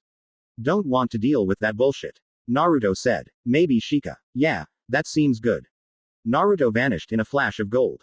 He traveled throughout the village towards the Nara compound. Making it there, he went up to Shikamaru's house. Yoshino was sweeping the back porch where her husband and son played their favorite game, shogi. She suddenly heard a knock, making her turn to see Naruto. Sorry for the intrusion, Nara-san, but I was wondering if your son was here. Naruto said. Sorry Uzumaki-san, but my son is currently on a mission. Yoshino informed. He wouldn't happen to be on a mission with Neji Hyuga, would he? Naruto asked. Yes. Along with Choji Akamichi. Yoshino said. Darn. Well, that's another person off the list. Naruto said with a pout. What list? Yoshino asked with a raised eyebrow. I was trying to find someone to hang out with, but so far my team and Team 10 are busy. Sasuke is out training and doesn't want to be bothered. Sakura-chan and Ino are working. Hinata is busy training with her father and now Neji, Shikamaru and Shoji are out on a mission. Naruto complained. What about Tenten-san or Kiba? I don't know about Tenten. I mean, so far she's been so obsessed with the weapons of the place I've been in for the past few months, that I figured that's all she wants to talk about, and I hate one-track conversations. Naruto said. You shouldn't be so rude. Tenten might be able to talk to you about more subjects. Yoshino said, going mother mode on Naruto. I guess. I don't really know her very well, so I guess I shouldn't speculate like that. Naruto said as he rubbed his chin. Well, what about Kiba then? He's an okay choice. It's just I don't think I can go over to his place without his mother challenging me to see who's a true alpha. Naruto said, rubbing the back of his head. Okay, I'll admit, that's a smart move there. Yoshino said. Oh, by the way, I heard you were one of the Higashi-san, with my mother and Sakura-chan's mother. Naruto said. So you know about Kushina? Yep, she was fierce. Obviously I knew how to take command better, but your mother knew how to bring the pain. Especially when people, let me guess, insulted her hair, Naruto asked with a smirk. Yep, something she really hated was when you compared it to a tomato. She always hated that, Yoshino said with a smile. Sounds right, Naruto said with a smirk. Although I don't think she was as fierce as you were with the Uchiha yesterday, but she really knew how to leave blood on the pavement. Kind of difficult to explain that mess. Especially when she scarred kids. I bet most of them were boys. At least they learned early not to mess with women. They better have, Yoshino said with a laugh. Naruto laughed with her, but then he blushed as he thought of something. You wouldn't mind telling me more about my mom, do you? Naruto asked, looking to the side, rubbing the back of his head. Yoshino smiled. Come in, I'll make tea. Sasuke was in the middle of training ground 3. He stared at his left hand. With a mental command, it burst with lightning. Sasuke blinked his eyes as he then commanded it to stop. He reignited his hand with lightning. He extended it forward and with some concentration, shot a dragon made of lightning forward, striking a tree, causing it to explode. Sasuke smirked, but he noticed a big piece of the destroyed tree came at him. He brought hand up to block and when it made contact, the piece broke to pieces again.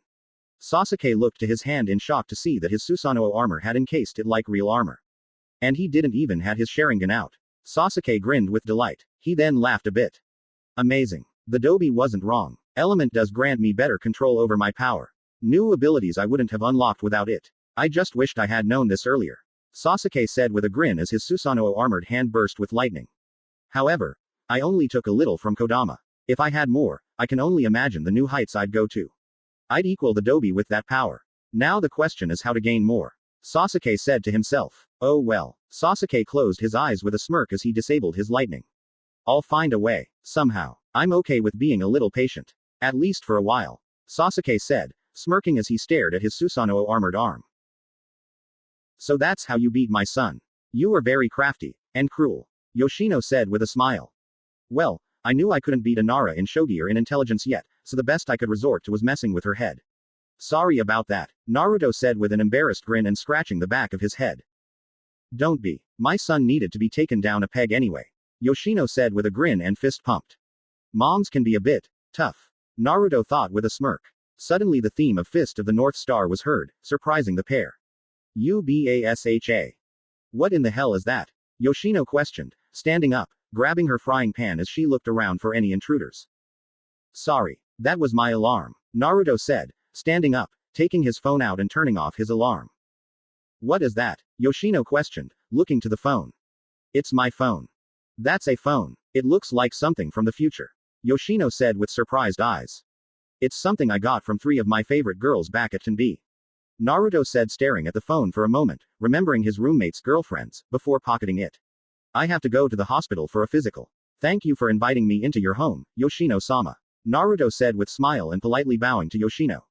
Oh, don't worry about it. It was my pleasure. I barely get any visitors, so this was nice. Better than having to constantly hear troublesome every other sentence. Yoshino said with a smile and wave, making Naruto laugh. Well, I hope to speak with you again before I have to go again. Thank you for the tea. You were a gracious host. Naruto said with a smile and bow again, before flashing away. He's going to leave again. Yoshino said with surprised eyes as she put away the frying pan. Naruto easily and quickly made it to the hospital. He sighed as he stared at the building. Some real bad memories here, Naruto said, before he walked right through the doors, hands in pockets. The nurse sitting at the front desk was humming as she did paperwork, but a shadow blocked some of her light. She looked up, only to flinch with fear as she saw the serious look on Naruto's face. Naruto did look intimidating nowadays with a serious look. Uzumaki Naruto. I am here for a physical upon request from the Hokage, Senju Tsunade. Naruto informed with a calm tone. Ito. The nurse was kind of nervous in his presence. Naruto-kun. Naruto turned to see Shizune. Come with me. Tsunade-sama is already prepped for your physical. Just follow me, Shizune said with a smile. A physical done by the boss, I feel honored, Naruto said as he followed Shizune. As the pair walked down the hall, the blonde of the two looked over to see Shizune smiling cheerfully. You seem happier than you were 2 hours ago. Guessing your date with Kakashi-sensei must have been nice, Naruto said with a smirk. Shut up. It was no date, Shizune said, nudging Naruto's arm, still retaining a smile though. Although I will admit, it was nice having some time off, having a fresh cooked meal and talking with a friend. A handsome friend at that too, Naruto said with a grin as he playfully and gently nudged Shizune's side. How would you even know he's handsome? You've never seen his actual face from what I recall from those stories. Shizune said with a smirk and her arms crossed. I don't need to see it personally to know what's underneath. Naruto then leaned in and whispered with narrowed, cheeky eyes. He's got a beauty mark right here. As he tapped under the left corner of his mouth, shocking Shizune. Naruto. Naruto and Shizune looked to see Sakura, dressed in her doctor's clothes, which were pretty much her civilian clothes of white short-sleeve shirt, sleeveless red vest, blue skirt and her usual long shinobi boots, but she also had a long doctor's coat on. I'm surprised you're here. How come? Sakura asked with a smile, happy to see her blonde crush. Tsunade wants a physical. Guess because I'm technically back in the reserves that it's mandatory, Naruto said. You're not off there, Shizune said with a smile. Well, better hurry off. The old woman is rather impatient. It's a common Uzumaki trait after all, Naruto said. Good call, Shizune said as she and Naruto head off again. See you later, Sakura-chan, Naruto said as he and Shizune passed by her. Sakura had a saddened expression as the blonde just walked away. Not even a smile my way, Sakura thought with a frown and somber eyes. Wabisuke's words rang in her head again. Spend time with him more. Suffer with him. Stay with him at his lowest points. Never give up on him, even if he becomes a lost cause to all, including himself. Do all that, then you'll know what real love is. Sakura became determined with a matching expression to boot. She quickly turned on her heels to face the two. Anyo. Naruto and Shizune stopped and turned to Sakura. I was hoping, if I could help, Sakura said with a blush. Naruto and Shizune stared at her with wide, surprised eyes, with the blonde of the two blushing at the thought of Sakura performing a physical on him. Naruto couldn't even form a sentence, only resorting to looking to Shizune. Well, I'm sure it's fine, Shizune said with a smile and shrug. Naruto's eyes were shadowed as he frowned with his blush darkening in color. Gee good, Sakura exclaimed with a smile and blush. Just don't get any lewd thoughts, Shizune said, turning and walking ahead, leaving Naruto and Sakura standing with their faces red and mouths gone for the moment. Well, hurry up, before Tsunade-sama starts to hunt you down, Shizune said. Right, Naruto said as he followed Shizune, with now only his cheeks being red, as he managed to calm himself a bit. Sakura remained still with the same expression, but she managed to break out of her own trance and hurried to catch up. The three made it to the designated room. Going in, there Tsunade was, drinking some water. Naruto took a few sniffs. Did you take an aspirin? Naruto asked. Good, you're here, Tsunade said, placing the water on a nearby desk. How can he smell an aspirin? Sakura thought, surprised by Naruto's amazing sense of smell. Sakura, Tsunade spoke up. Hi, Shisho, Sakura responded to her master. Why did you come? Tsunade asked. I wanted to assist in the physical, in any way I can, Sakura said with a blush. Tsunade narrowed her eyes at Sakura, making her apprentice sweat a bit. Don't get any ideas now. Other than that, you're welcome to stay, Tsunade said. Alright Naruto, we'll start with the simple things, Tsunade said as she brought out a wooden tongue depressor. Naruto opened his mouth, allowing Tsunade to use it, bringing down his tongue so she could get a clear view of his throat. Healthy, Tsunade said, pulling the tongue depressor away from Naruto's mouth. Keep your mouth open, Tsunade ordered as she grabbed a thermometer. She put in his mouth, but suddenly as she pressed the button, her eyes widened as the temperature was rising at an exponential rate. What in the world? Tsunade exclaimed with pure shock. The meter hit the limit, blinking as it said all zeros. Tsunade pulled out the end of the thermometer, only to gain a shocked expression to see it had melted. Naruto swished something in his mouth, then spat it out onto the floor to reveal melted metal and plastic mixed together.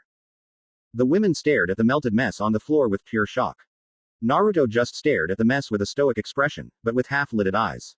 He noticed the women staring at him with shock. Part of the bloodline, Naruto said with a shrug. All right then. Disrobe. Tsunade ordered. Naruto sighed. He started taking his clothes off. Sakura was prepared for this. She swore she is going to stay strong, no matter how hot Naruto's exposed body may be, and she will stay strong and be a professional, as expected of her. Although that was kind of dashed when Naruto was now only in his underwear. Sakura's eyes widened as she stared at Naruto's chiseled form. His muscles were tight and showed in all the right places. His calves looked strong enough to cut diamonds. His biceps were large, yet appropriate for his body, and those abs, and the pectorals, dear Kami, the front of his body was a marvel. Dear goodness, Naruto-kun. What kind of workout do you normally do? Shizune questioned with a blush as she had her hand over her mouth. The painful kind, but now things suck. I can't even get a proper sweat in the morning. I ran around the village 100 times and nothing. Naruto shouted with annoyance. Oh, don't be a drama queen. Like that could actually be possible. Shizune said with a smile, eye smiles and wave of dismiss. Get me to a treadmill. Naruto said with a frown. Nurses had been crowded outside the doorway of a room. They all were staring in awe as Uzumaki Naruto was running on a treadmill with a bored look on his face and suction cups with wires connected all around his body, keeping track of his heartbeat and blood flow, which was shockingly calm. Tsunade, Shizune and Sakura were staring in pure shock as Naruto was easily going farther than any superhuman would go, and they have some serious superhumans. After all, this treadmill was designed for men like Guy, with the taijutsu specialist being the only one to use this one. However, sadly, like the ones before, the treadmill couldn't handle going past its limit and got fried. Naruto stopped just as it broke down. Naruto took off the suction cup wires and got off the now broken treadmill. What's next? Naruto asked. Wait, Tsunade said, pointing to a weight scale. As Naruto walked by, Tsunade leaned over to Shizune and whispered. We're going to need 9 new treadmills. Shizune nodded, mentally writing that down. Naruto stood on the scale, standing up straight. Shizune examined the numbers and was shocked by the number. Naruto-kun, this says you're 215 pounds. Shizune said. Get out. Seriously. Naruto exclaimed with pure shock. Holy crap. I'm a super heavyweight. Naruto said with wide eyes as he got off the scale. The nurse whispered amongst themselves, amazed by Naruto's physical prowess so far. Well, let's continue, Tsunade said. After a few more routine tests, Naruto was done, or at least he was hoping he was. Well, that's all, but one. Tsunade said. No genjutsu this time. No way am I being tricked again. I'm getting the specific measurements, understand? Tsunade said with a serious expression, pointing at Naruto. Naruto turned red as he instinctively covered the front of his baggy underwear, accidentally giving away what the final test was, making all the nurses blush red, along with Sakura and Shizune. Alright, all of you leave. Except you Shizune, Tsunade ordered. The nurses whined, wanting to see how much more of a man Naruto really was. No whining. Leave. You too, Sakura. What? But I'm a professional. I can handle this, Sakura argued, wanting to stay. Trust me, it's more for Naruto's sake than your own. Tsunade said, pointing her thumb to Naruto, making Sakura realize his face was glowing red. Sakura blushed red and nodded, understanding the situation. Sighing, she turned and left the room, closing the door on her way out. All right Naruto, you know what to do, Tsunade said. Naruto groaned as he gripped the waistband of his underwear. Outside, Sakura was pouting with her arms crossed. All the nurses already left, but she stayed close by. She wanted to help in any way possible. Then again, the thought of. Sakura shook her head, trying to rid any perverted thoughts. Although, I guess it wouldn't hurt to check. Sakura slowly and carefully opened the door, looking through the crack of it.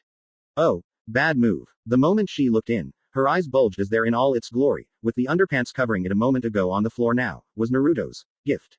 After that all she saw was some red, a good amount, and fell as everything turned white. Ahi! Shizune screamed with an exaggerated shocked expression and hand hovering over her mouth. Yakamashi tilde. Naruto groaned out through his gritted teeth as his face was completely red with his eyes shadowed. Tsunade cleared her throat. Shizune, be a professional. Tsunade spoke. Me, your eyes are glued to it. Shizune retorted, pointing at Tsunade, who, indeed, couldn't stop staring at Naruto's tool, with bulging eyes.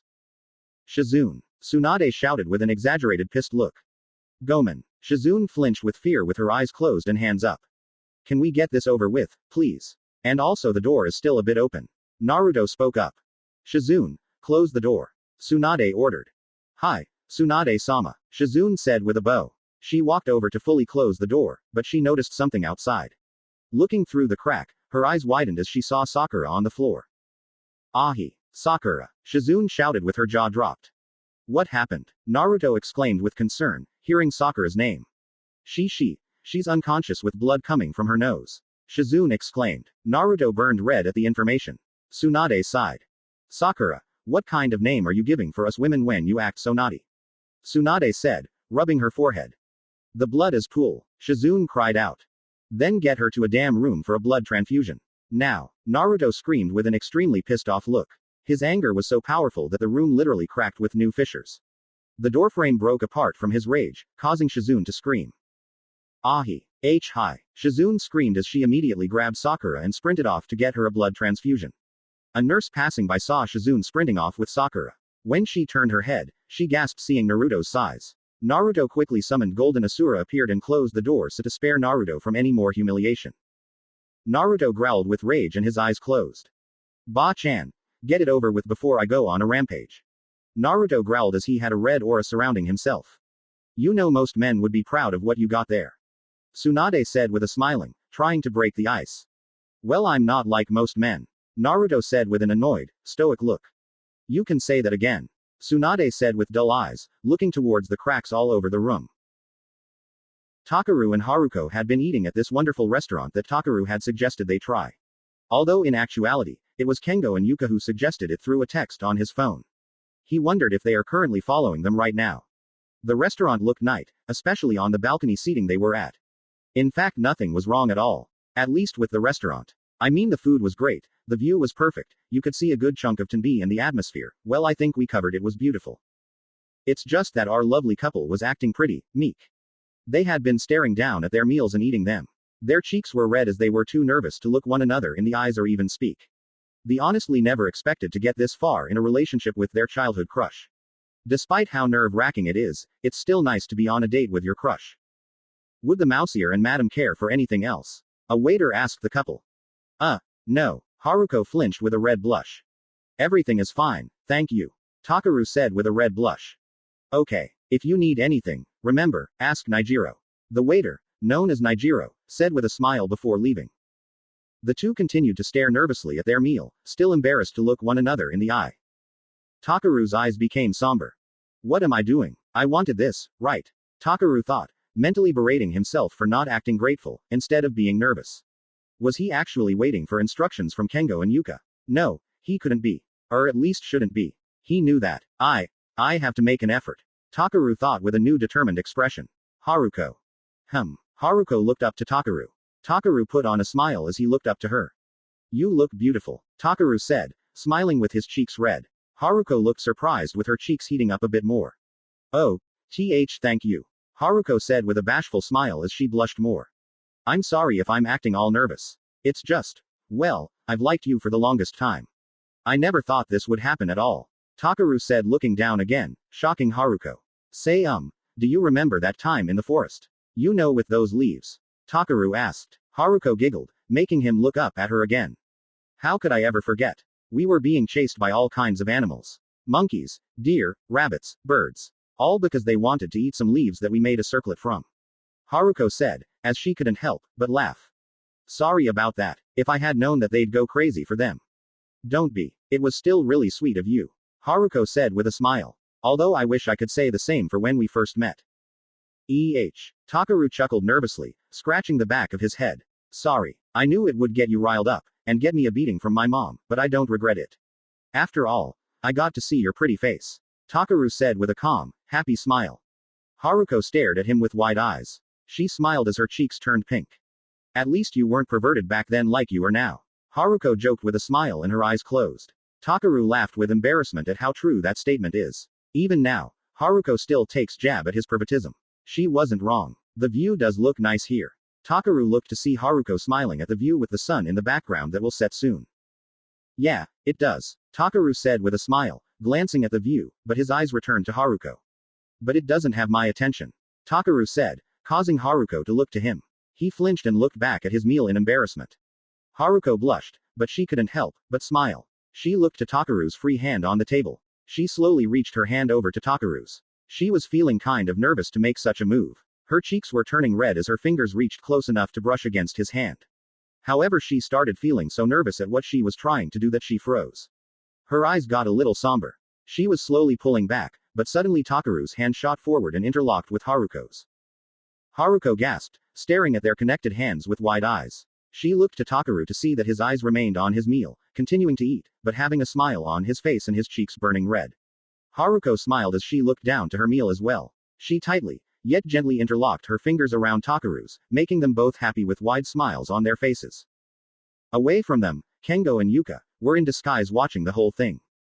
Kengo was dressed in a white dress shirt, black dress vest, black slacks, black shiny dress shoes and a black fedora. Yuka was dressed in a black long dress, long dark gray dress gloves, black with silver heels and a large black dress hat on. Well, it seems things are turning out nicely, Yuka said with a smile. They're still kids though, Kengo said with a smirk. Well, they can't be as mature as us, when it comes to our relationship, Yuka said with a smile as she and Kengo held hands. Azuki, Kimi, Cha-Cha and Fu were sitting at a table, resting a bit. Azuki groaned with annoyance as she doused her jean jacket with water and then wringed it tightly in her hands. Sorry Azuki. Didn't mean to hit bullseye with you up there, Cha-Cha said with an embarrassed smile and scratching the back of her head. Still, you got to admit it was awesome. Cha-Cha Ne-chan's barf went flying like a homing missile. Fu exclaimed with a grin. Azuki just gave the mint-haired girl a dull look. Just saying, Fu said with a nervous smile and shrug. Here, Kimi said, extending a bottle of perfume to Azuki.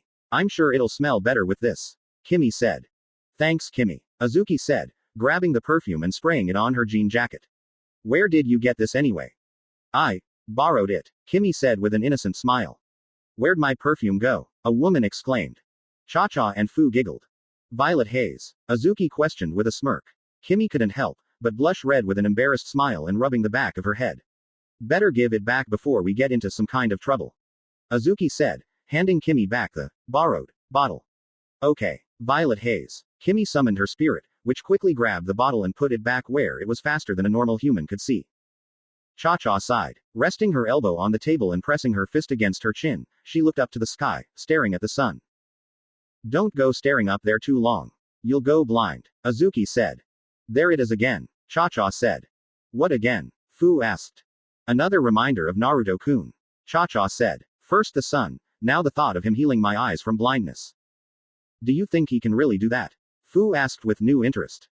Most likely. Naruto-kun is the best, Cha-Cha said, smiling to Fu. Yeah, he sure is, Kimi said with a blush and smile. She then looked to her intertwined hands. I've been thinking. The others looked to her. Well, Naruto-kun is strong. Really strong. No doubt he's going to be the strongest when he gets older, but I'm just a human, Kimi said with somber eyes. So what? Azuki said. Just because we're human and he's only half. Or is he mostly human and only a small percentage of him is demigod? Fu wondered.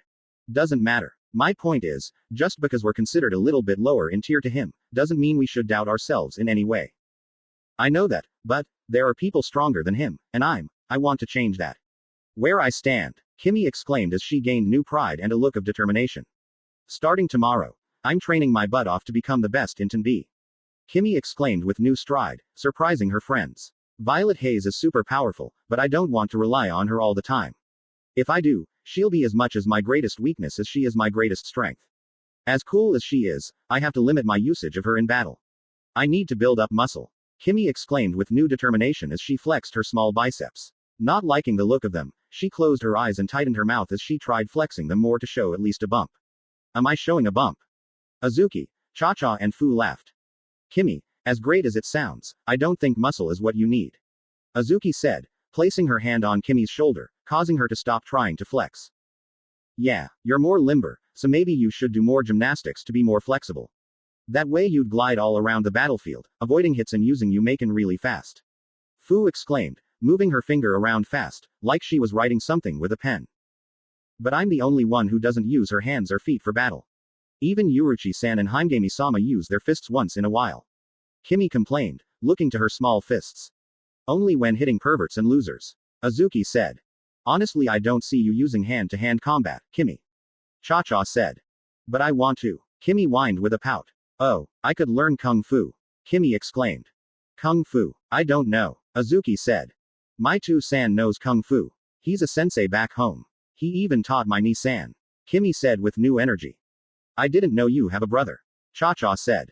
Nobody asked. Kimi said. Do you have any siblings, Nei-chan? Fu asked, hoping she'd be Cha-Cha's only sibling.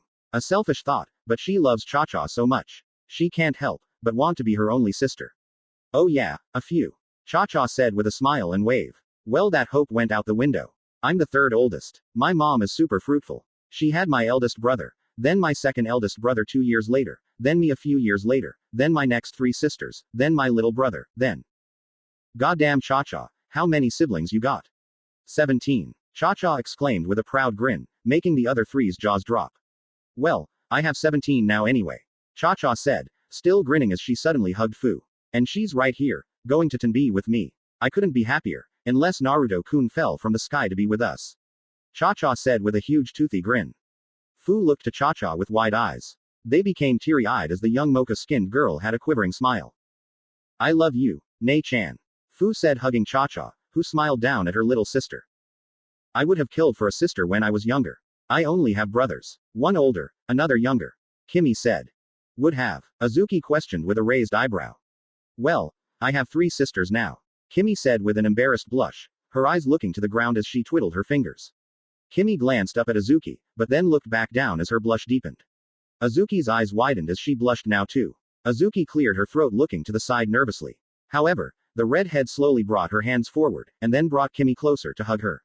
Kimi's eyes widened as she then looked up to see Azuki's eyes looking to the side as Azuki felt embarrassed to show public affection. Kimi smiled with teary eyes. I love you too, Azuki Nei-sama. Kimi said, closing her eyes as she returned the hug. Ah tilde tilde. Cha-Cha and Fu cooed at the display of sisterly affection between the two. It's sweet having a little sister, isn't it, Azuki-chan? Cha-Cha asked with a knowing grin. Shut it, Azuki said upon instinct. Although when she looked down to Kimi, who snuggled into the hug more, she couldn't help but smile as she rubbed the top of the lowly girl's head. I still wish Naruto-kun was here, but I'm more than happy to have you all here. Kimi said as her smile widened. Azuki's eyes softened as she stared down at Kimi. Yeah, I'm happy too, but I can't help but wonder what that knucklehead is up to. Azuki thought as she looked to the sky. Don't go blind staring at the sun tilde. Cha-Cha teased. Shut it. Naruto had his arms crossed and was looking to the side with an embarrassed blush. He was currently sitting on a hospital bed, now wearing his underwear again. Well, safe to say it's a record that will never be beat. Tsunade said with a blush, writing down the length, width and girth of Naruto's tool. Her statement made Naruto's cheeks burn red with embarrassment. You know, unless your kids inherit that same gift. Oh no, this thing is more pain than it's worth. I can't even put it in pants properly without wasting a few minutes with a lot of effort. Let them have 9 inches instead. Naruto exclaimed with annoyance. Tsunade stared at him with wide eyes. Those must be some annoying minutes. Tsunade said. This thing is the reason I try to wear baggy pants. Naruto said with a pout, his arms crossed tighter and eyes looking to the side. And yet now you wear tight ones instead, because? Tsunade questioned with a raised eyebrow and half-lidded eyes. Those pants are actually specially made. Form-fitting, yet disguises it as part of one of my legs. Although it hurts to get a boner sometimes since it's not all the way. Why the fuck am I telling you this? Enough about my dick, Naruto shouted. Keep it down. We're in a hospital for Kami's sake. Besides, you're probably making all the men here jealous from just screaming about it. Tsunade scolded. Naruto screamed with annoyance, before falling onto the bed with his arms out to the side. Can I go now? Naruto asked. Yeah, sure. Just fill out some forms before you go though. Tsunade said. Naruto hopped to his feet to put on his pants. So, guessing you had a physical done at Tenbi, has your lovely lady Aki ever? Don't tease me, Ba-chan. Naruto said, narrowing his eyes at the smirking Hokage. I'm asking out of inquiry. Tsunade said with a shrug. Her smirk not leaving her face. Sure you were. Naruto said, trying to buckle his pants, but a bulge from his underwear popped out of his unzipped area. Goddammit tilde. Naruto cursed with annoyance. Do you need a few minutes alone? Sakura opened her eyes wide, now staring up at the ceiling. What just? Good. You're up, Shizune said as she walking up, leaning her head over to be in the Pinket's line of sight. Shizune. What had happened? Sakura's eyes widened as she remembered that the last thing she saw was a completely bare Naruto with his bleep hanging out. Sakura's nose shot out blood as she quickly sat up, only to accidentally slam her above-average-sized forehead into Shizune's. Ow. Hey! Shizune exclaimed, now rubbing her forehead, with Sakura mirroring her actions. I saw Naruto. Ba ba ba ba ba. I know what you're going to say, but calm yourself. Last thing we want is another blood transfusion. Shizune said with her hands on her hips. Blood trans. Sakura looked over to see a big bag of blood on a stand with a tube connecting to it in her arm. Did I bleed that much?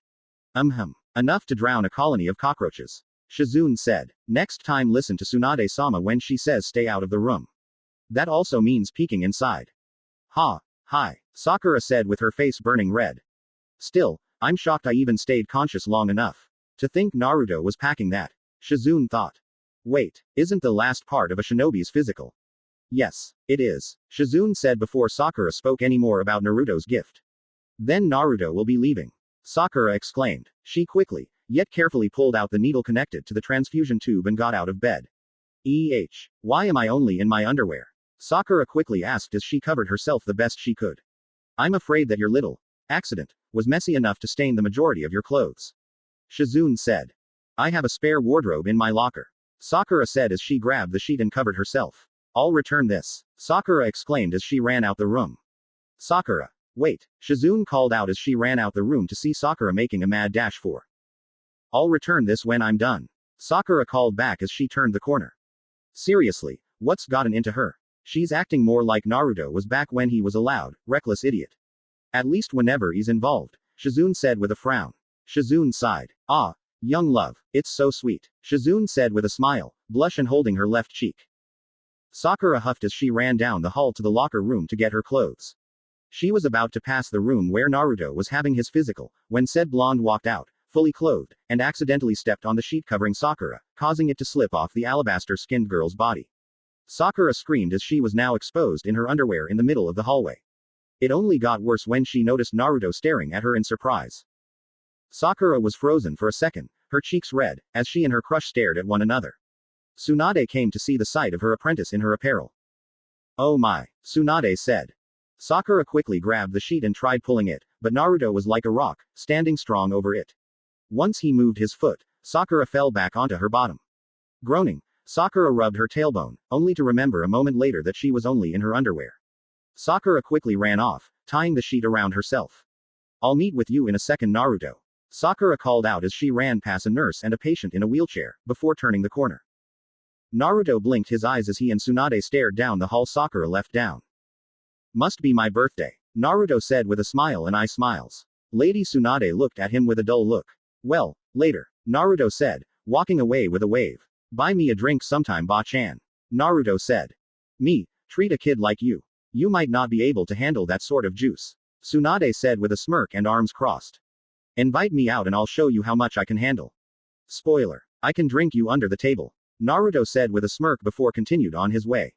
Tsunade chuckled with a smile. I'm just so proud of him. Tsunade said as she wiped away an imaginary tear. Naruto walked out of the hospital with his hands in his pockets. After walking a bit, he stopped and looked to the sun. I'm not used to the time difference here. Plus it seems odd. From what Sakura has told me, it's like the sun tries to align right in this world, but something is causing difficulties. Maybe it's my imagination, but after the past few months that I don't think I can really question the limit of things anymore. Naruto thought. Naruto. Naruto turned to see Sakura run up to him with a wave. TCH. Fugawarina. Perv, Naruto said with a sneer as he turned and walked away with his hands in his pockets, causing Sakura's face to morph in a mix of shock, sadness and embarrassment, as she froze in place for a moment. She quickly got out of it and hurried up after him. Look, I'm sorry. I just wanted to help and cut the bull crap. I sense a bit of lust earlier. Naruto said, making Sakura shut her lip for a moment. I'm sorry. Well, people can be curious. Sakura said. Did she actually just say that? Naruto thought with shock. Did I actually just say that? Sakura thought, shocked by her response. You know I ought to get some payback by stripping you naked. How do you like that? Naruto shouted, pointing at Sakura with an annoyed expression on his face. Sakura screamed as she felt her body tingle. No, not until we're married. Sakura screamed, covering her body. Naruto just stared at her with wide eyes, while she stared back with bulging eyes as her face turned red. A few moments of awkward silence later. I'll just ignore that, Naruto said, turning back and walking away. Sakura mentally screamed as she crouched down holding the sides of her head as her teeth were grit a bit. What is wrong with me? Why do I act like such a baka loser around him? It's Naruto. What is wrong with me? Sakura mentally screamed as her cheeks turned red. Sakura stood straight back up. Calm down, Sakura. Take a breather. Sakura toothed in a deep breath through her nose then exhaled. Just think over the situation. What can you do to get close to Naruto? To bond with him, Sakura thought. Luckily she didn't need to think so long as she remembered something. Naruto, wait, Sakura called out as she ran off to catch up. Kami, she never gives up, even when she humiliates herself in front of the baka she wants to jump on. Kurama said within Naruto's head. Got to admire that about her. Naruto thought as he stopped and turned back to Sakura. Hey, wait a minute. Naruto realized the words, baka she wants to jump on, from that comment. Naruto. Sakura stopped in front of him. Can we train now? Sakura asked. Naruto blinked his eyes. You promised that we'd train, Sakura said, rubbing her arm as she looked to the side. Oh yeah, I did. Well then, come on, Naruto said. Right now, I need my training gear first. No you don't. A real fighter fights in anything. You can be wearing a damn dress and still kick ass. Now come on, Naruto said, walking away with a wave gesturing for Sakura to follow. Sakura blinked her eyes and sighed. She followed him all the way to a training ground. Naruto guided Sakura to their old training ground. You're strong, but like I said before, you need to practice on focusing your strength into small shots. Naruto said. So what do you suggest? Sakura said. Easy. Seeing as you're a medical nin you've learned where the vital areas are. Liver, temple, femoral artery, etc. So hit my points, Naruto said turning to her. What? Are you nuts? I'll kill you, Sakura screamed. Trust me, you won't kill me. 1. I'm too hard. 2nd, I can regrow my cells at a pace that would make any doctor beg to examine my unique body. Naruto said. Naruto, don't be overconfident, Sakura said with a stern expression, and her fists to her hips. Naruto stared at him with a dull look. He took off his leather jacket, put it on the floor, then took out his curved knife, given to him by Cha-Cha and with wind chakra and element wrapped around the blade, he cut his arm off. Sakura screamed with horror at the sight. Naruto, what have you done? Sakura screamed with terror. Yakamashi, Naruto shouted with annoyance, causing Sakura to immediately zip her lip, but she still shook with fear at the severed arm on the floor. Naruto bent down, grabbed the arm and then reattached it with a gold glow at the ends of the severed areas. Once he released his hold, he showed off that his arm was reattached as he brought up his hand and flexed his fingers. Now once again, come at my points, Naruto said. Sakura stared at him with wide eyes. Now, Naruto ordered. Sakura flinched, but got into her fighting stance. Sakura roared, charging forward with her fist cocked back. Wrong, Naruto said as he grabbed Sakura's fist before she hit his left temple. You're still putting too much strength into one punch. You have to have a proper amount, Naruto said, releasing her fist. Again, Sakura went for a hard punch to Naruto's liver. Wrong, Naruto said grabbing the wrist. You're putting too much strength. When you do, you're turning yourself into a glass tank. You need proper agility and speed. Plus, you're going to need to be flexible. I suggest gymnastics and yoga, Naruto said. Okay, Sakura said blinking her eyes. I'm going to make some clones for you to fight. They'll teach you how to do it right, plus it'll help you with fighting more than one person at a time. In fact, I think I'll have them teach you Krav Maga, Naruto said, releasing Sakura's wrist. What's that? Sakura asked. It's the art of combating more than one opponent at a time, Naruto said. Naruto, I can already do that. I am a kunoichi after all, Sakura said with her hands on her hips. Just trust me on this, Sakura-chan, Naruto said as he tossed up some tiny purple scrolls up into the air that dispersed into clouds of smoke. 3 cage bushin fell from the sky and surrounded Sakura. You 3 know what to do. Hand above the waist and no punching in the breasts, Naruto said. Yar, boss, have a little faith in us. We are you after all, a Naruto clone said. Yeah, we're not dumb, another said, tapping the side of his head. Just reckless, the last one said with a shrug. That's what worries me sometimes, Naruto said with a smirk. Screw you, you know your precision and hand-eye coordination is off the charts, so don't be a dick, the first Naruto clone shouted, pointing at the original. HMPH. Naruto's smirk widened as he closed his eyes. Naruto, where did you ever get the idea for those clone scrolls? Sakura asked. I learned it from my son from another Naruto. Naruto said, turning around and walking away with his hands in his pockets. Oh. Wait, what? Sakura screamed. Oh right, you don't know. In the manga about my hypothetical life back at Maken World, I ended up with Hinata and had 2 cute kids. A smart-mouthed little pain in the ass who complains that his dad, the Hokage, is not around, yet bitches when he actually makes the effort to be with his family, named Boruto, Bolt, Uzumaki, and an adorable little girl named Himawari Uzumaki. I got the idea from the boy. Naruto said with a smirk, turning around and sitting on a boulder. What happened to the me in the story? What happened to us? Sakura asked, knowing she wasn't going to like the answer.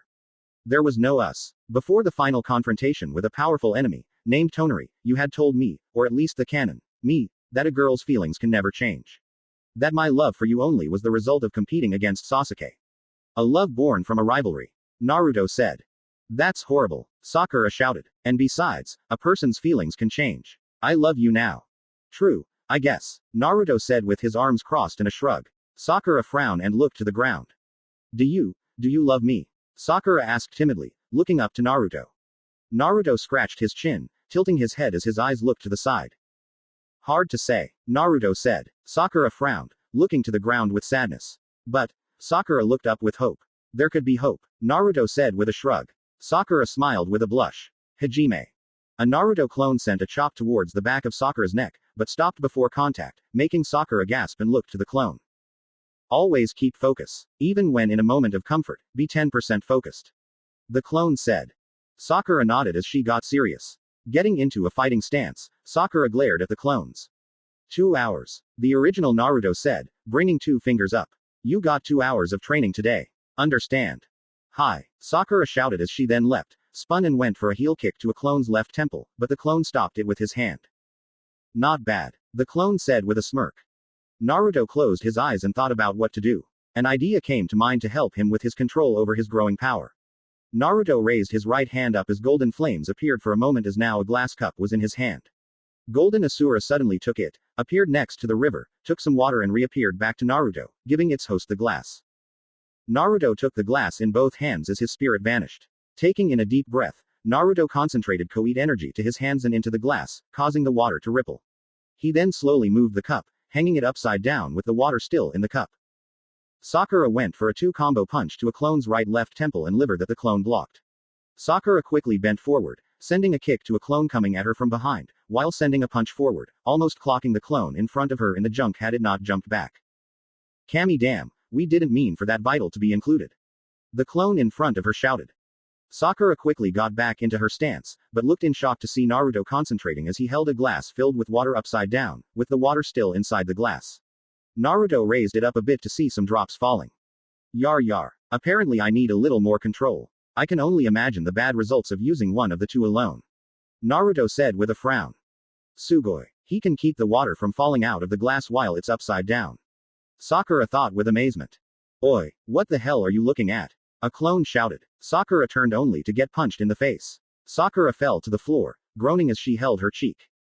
What the hell? Sakura said as she rubbed her bruised cheek. It's your own fault. On the field, that would have been it. Focus or else that won't be the last. The clone that hit Sakura said with a stern serious expression and his arms crossed. Sakura rubbed her cheek as she got to her feet and back into her stance. I can't lose focus, no matter how cool Naruto is becoming. I have to stay focused. Sakura thought with new determination. Back in Maken World, Takaru and Haruko were walking through the streets with their hands interlocked. They had gotten a little more comfortable now with showing affection, even in a public place, even if it is a small showing. Takaru wasn't sure what to do next. This is his, well, not first date. His first was with Himegami, but still this is important because this is his first date with his girlfriend. Girlfriend. I actually have a girlfriend. And, it's Haruko. Takaru thought, turning his head to his date with a smile. Haruko noticed his attention was now on her. What is it? Haruko asked. Nothing. It's just, I'm happy you're my girlfriend. Takaru said with a blush and eye smiles as he scratched his left cheek with his finger. Haruko's eyes widened. She blushed and smiled, looking to the ground, feeling a bit bashful from Takaru's words. Oh, take tilde. Haruko said as she wrapped her arms around Takaru's arm and rested her head on his shoulder. Takaru's blush increased at the sudden action. He looked to the side with an embarrassed, but happy smile. Takaru suddenly got a text on his phone. Taking it out, he saw a new text from Kengo and Yuka. What is it? Nothing. Just something from Kengo. You know, there's this bakery I think we should try. You might like it, Takaru said with a smile. It won't be as good as Naruto's though, Haruko said with a soft smile. Yeah, that's true, but who can beat Naruto's cooking? Takaru said with a soft smile as well. Haruko smiled with somber eyes. I've been thinking about him. Me too. Tenbi's no fun without him. True. Haruko looked to the sky. You think he's happy over there? Truth be told, no. Takaru said looking to the sky as well. At least, I don't see it. Naruto's never liked being alone, and even though he's got friends there, at night I can. You can stop there, Haruko said with a frown. Sorry, Takaru said, rubbing the back of his head. I didn't mean to sound rude, it's just, well, a sister doesn't like the thought of her little brother feeling sad. Haruko said with a frown. Yeah, I hear you. Naruto is like a brother to me too, and that thought doesn't sit right. Takaru said. I'm sorry, Haruko. It's okay. I just feel worse for the others. Himegami won't admit it, but she really misses him, and Anaho, forget about it, she cries every time he invades her thoughts. I can only imagine how his girlfriends feel. Haruko said. Yeah, Azuki-senpai, Cha-cha-senpai and Kimi-senpai have to be pretty damn sad and lonely that he isn't around. Takaru said. I actually think Furin is feeling the most pain. Haruko said. Furin-senpai. I always thought she was so strong-willed. Takaru said. And she is, but, for Furin, Naruto was something so amazing to her. Haruko's eyes became somber. After so long, Furin found a man she could trust. To fall in love with. Maybe he wasn't everything she wanted, but he became so much more to her. Someone she can't live without. I'm sure she'll survive the month. Takaru said. I hope so. I think she's still working at the school right now. Haruko said. She's working? Takaru asked with surprise. Haruko nodded with a somber expression.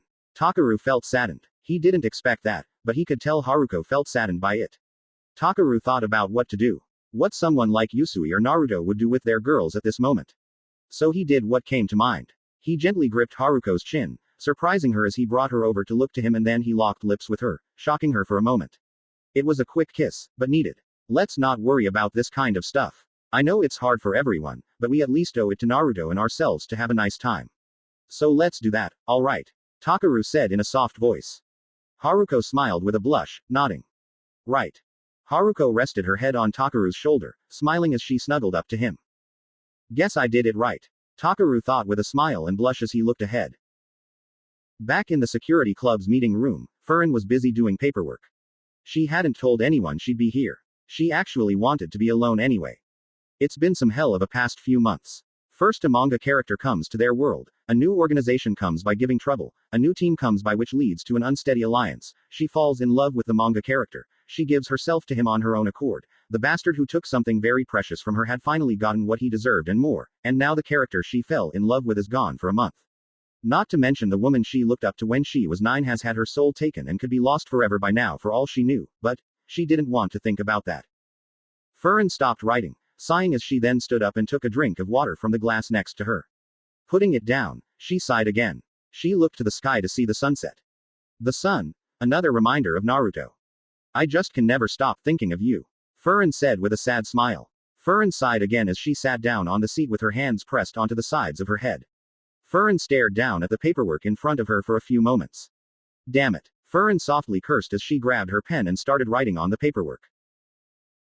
Sometime later in Shinobi World, Naruto was walking through the streets with Sakura on his back, his jacket wrapped around her.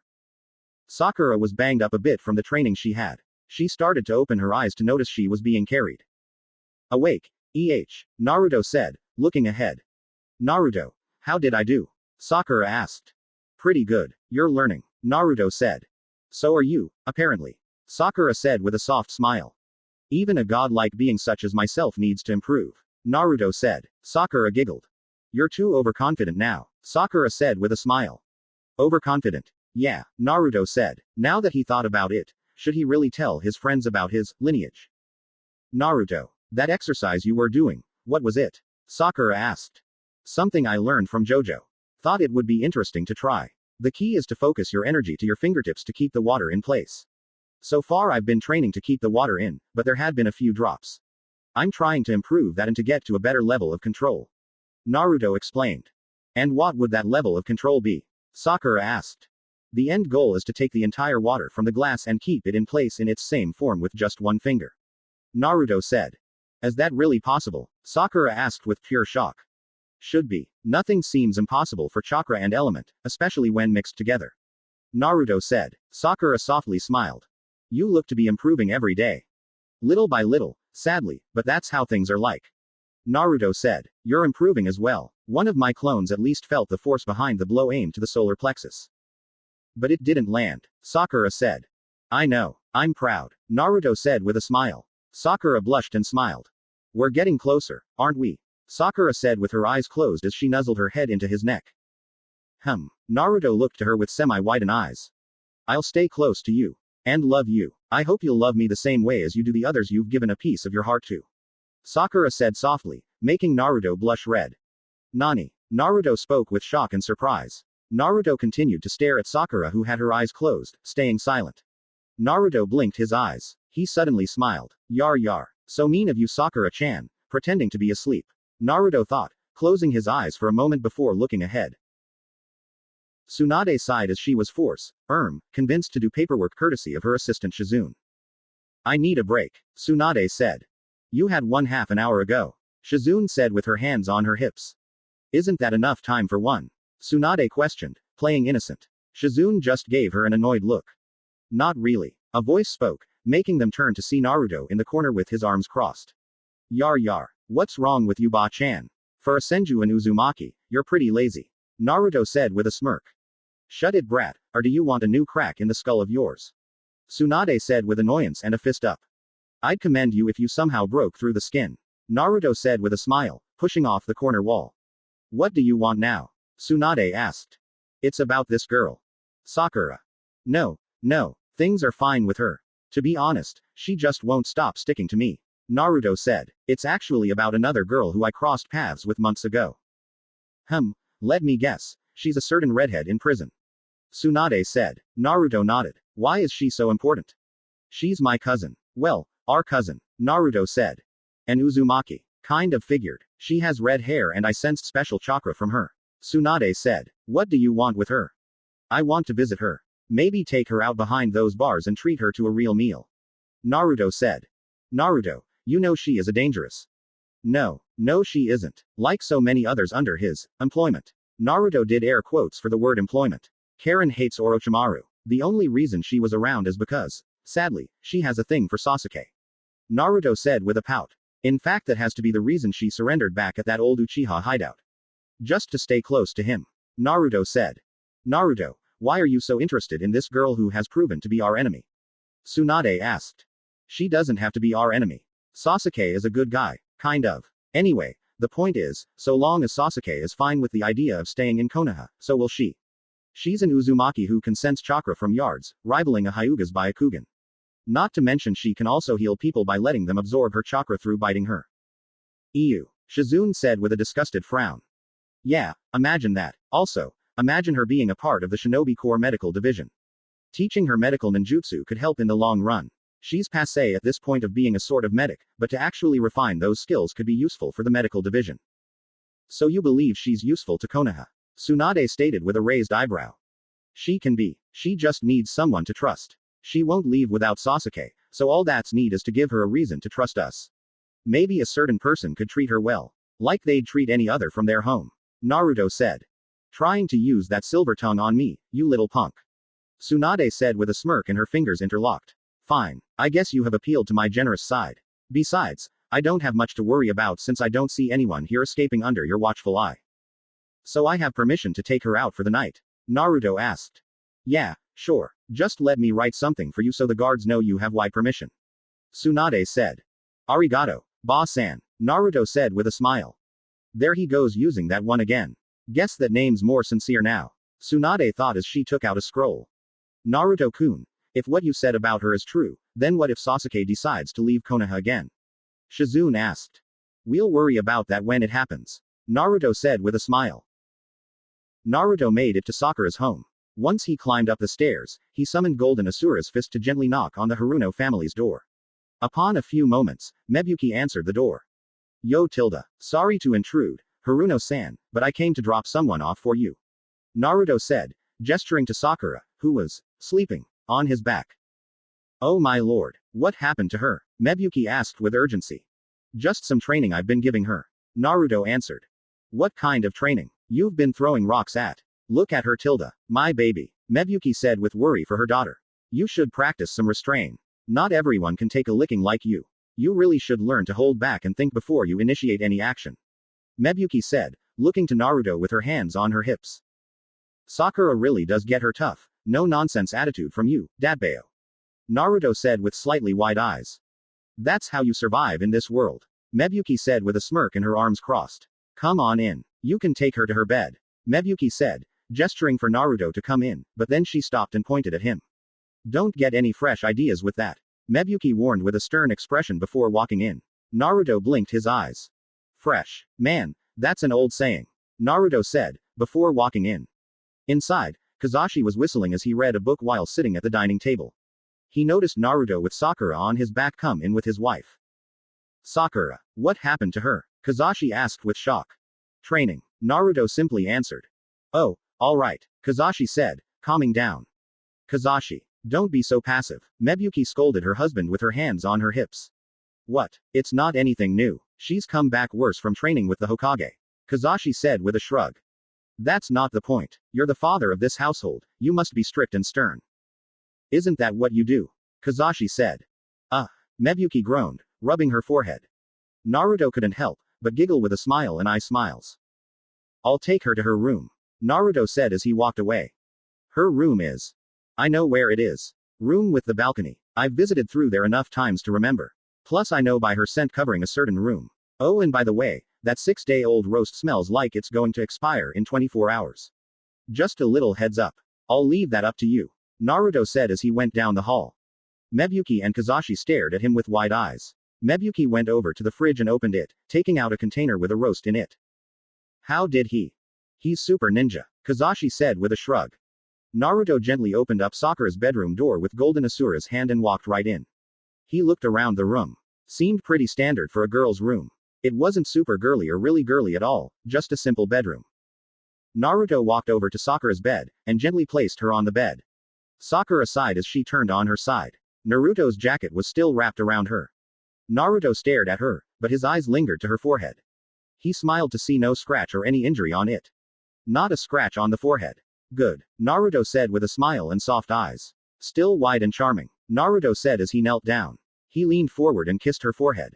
The most beautiful feature on you, Naruto said, smiling as he stood up with his hands in his pockets. Sakura couldn't help but smile and blush red. Sakura's parents looked into the room through the crack in the door, seeing the whole things. They couldn't help but smile at Naruto's actions. He wasn't trying anything fresh as they call it, but he did do something sweet that made them happy. Sakura had someone like him in her life. Oyasumi Sakura-chan. See you in the morning, Naruto said, smiling softly. He turned and headed for the door. Sakura's parents quickly and quietly scrambled over back to the dining room and sat in their seats, pretending they saw nothing before Naruto came out of the room. Oyasumi, Naruto said with a bow before heading to the door. Wait, what about your jacket? Mebuki asked. She can hold on to it. I have more where that came from anyway, Naruto said. You know Naruto, if I may be so bold, but lately it looks like you've gained Sakura's fancy. Kazashi said with a grin, making Naruto blush red.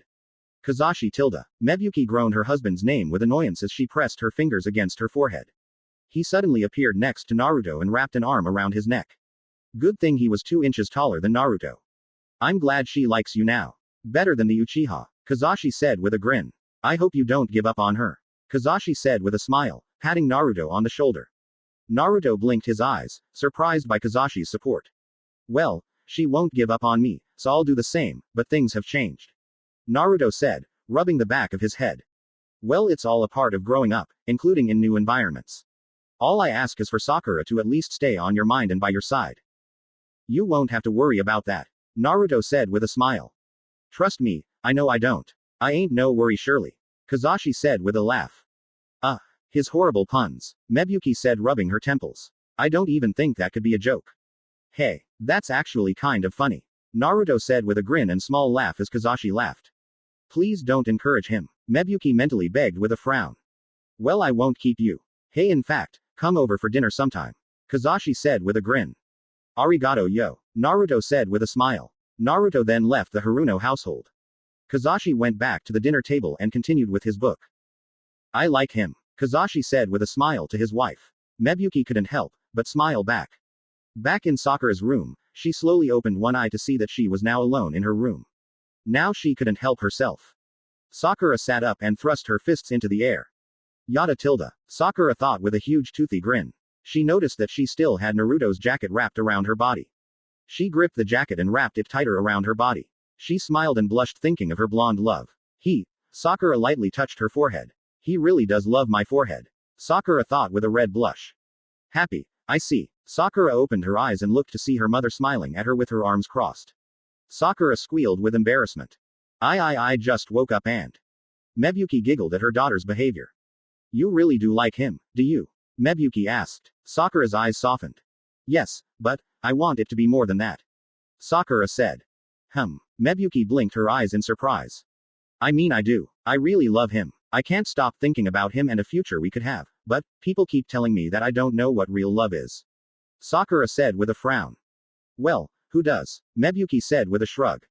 Naruto and the people he's gotten to know these past few months apparently. Sakura said with a deeper frown. That was actually a trick question. Your Ka-san knows love. Mebuyuki said, jabbing her thumb to her chest with her other hand on her hip. She then sat down onto her daughter's bed. Sakura, love is a feeling that's not easy to understand. It's a strong commitment that only you yourself can decide. It's never guaranteed that you'll be loved back, but it doesn't make it any less meaningful. Love is where you want to be with that person, be by their side, suffer with them, and grow with them, etc. There is so many complicated yet simple things when it comes to love, and it can give you such a major headache that you can't help but want to punch someone or something through a wall. Sakura said. 1. Don't interrupt someone, Sakura, and 2nd, I guess you do know a few things about love. But it's one thing to know of love and to feel it. Sakura, you are still young.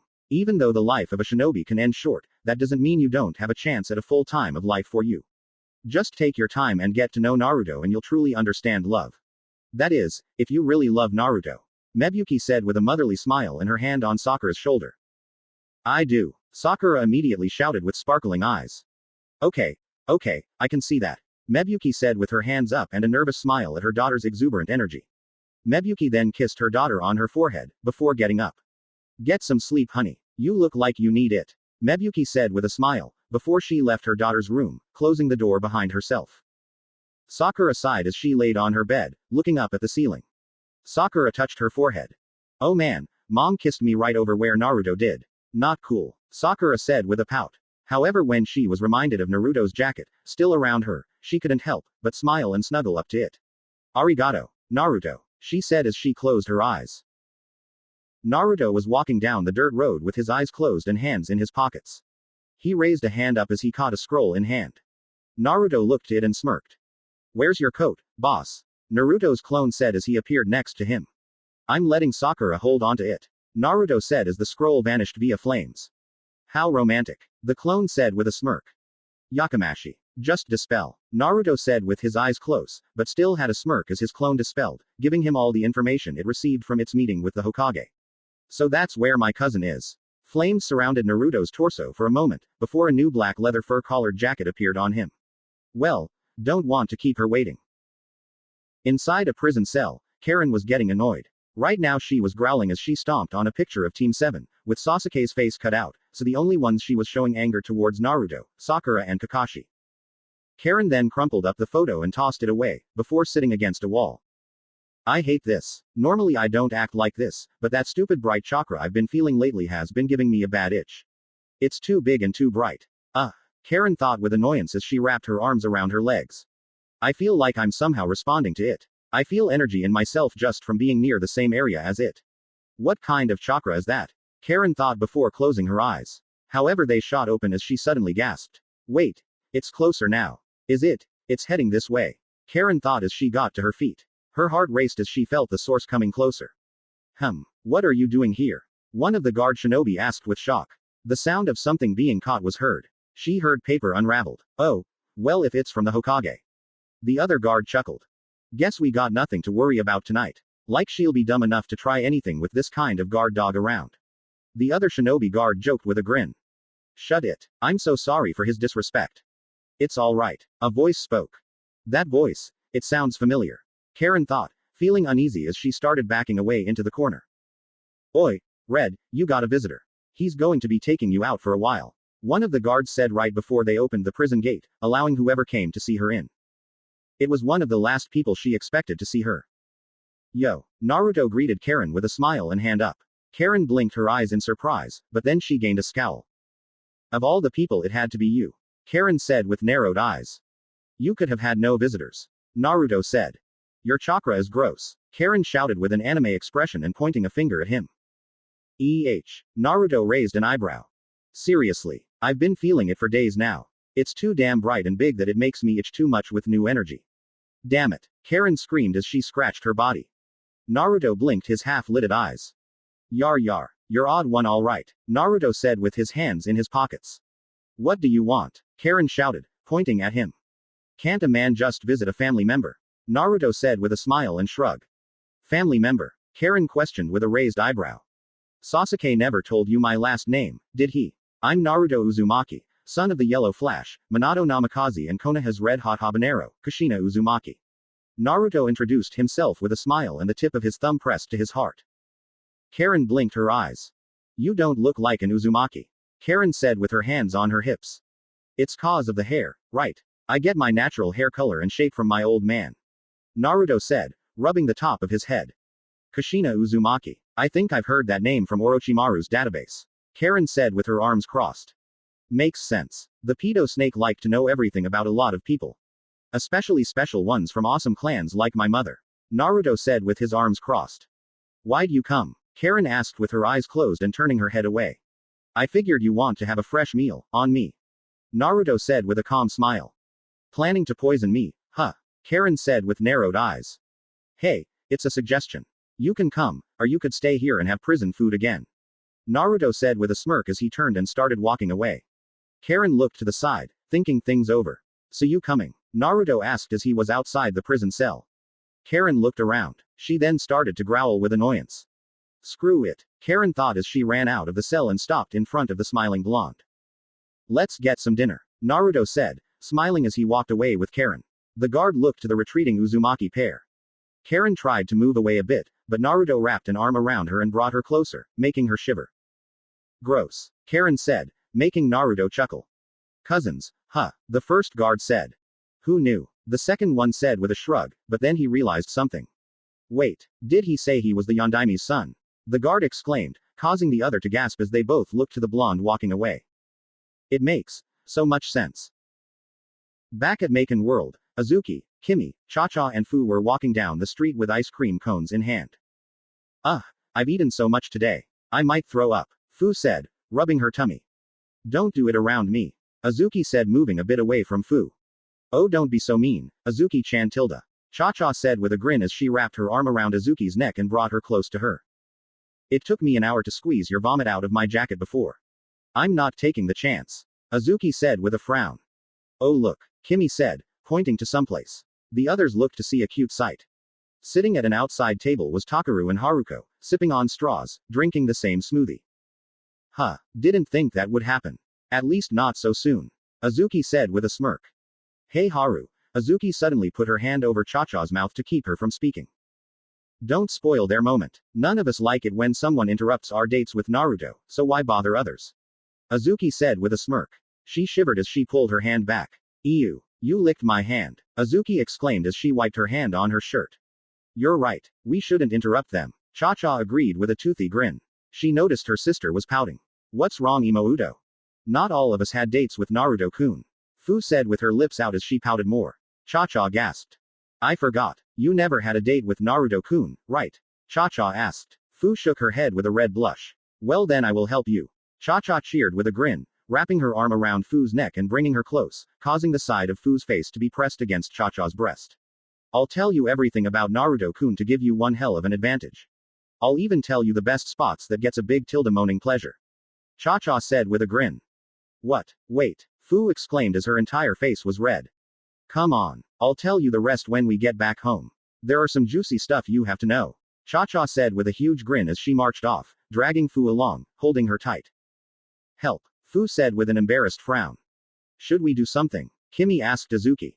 Nah, it's between sisters. We should respect their business. Azuki said with a smirk. I suppose that's true. Kimi said with a smile. So since it's just us, what can we do as sisters? Kimi asked with a hopeful smile and red blush. Azuki blinked her eyes as her cheeks turned red. Well, I haven't done something like this in about a year or two. Azuki said, scratching the top of her head with her index finger. At the top of a building, Kengo and Yuka stood up watching the whole thing.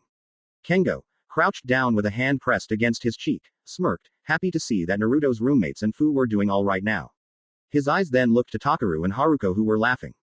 You think we should let them be now? Kengo asked Yuka. Yes. I believe it's time to release the training wheels. The rest I'm sure will come naturally. Yuka said with a smile. Good. Kengo said with a smile as he stood straight back up. Kengo embraced Yuka, who followed by giggling as she snuggled up to him. Let's go home. I think we've thought about others enough today. Yuka said with a smile. I agree. Let's focus on us. Kengo said with a smile as he and Yuka shared a kiss before they vanished in a flash of green light. Naruto took his cousin Karen to Yakiniku Q, Konoha's favorite Korean barbecue restaurant. How the hell does that work, if there is no Korea in the Naruto universe? How the hell do we have a Korean barbecue place when there is no Korea in this world? Naruto thought with a raised eyebrow as he leaned back in his seat. He looked to Karen, who was looking to the side. You're awfully quiet. Not really something an Uzumaki is known for. At least not on the job, that is. Naruto said with a smirk. I don't feel like talking. Karen said. Then I'll just stare at you in silence. Naruto said.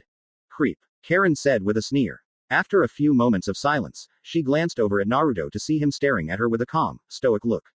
Karen looked away with narrowed eyes, still not liking that she was alone with this idiot. She glanced over again to see him still staring at her. She looked away again, but started to sweat as her heart rate increased. She really didn't want to look at him again, but her body couldn't help itself as her eyes slowly looked back to Naruto to see him continuing to stare at her. Stop staring at me like that. It's creepy. Karen screamed with an annoyed anime face, pointing at Naruto. There we go. A classic Uzumaki outburst. Naruto said with a smile.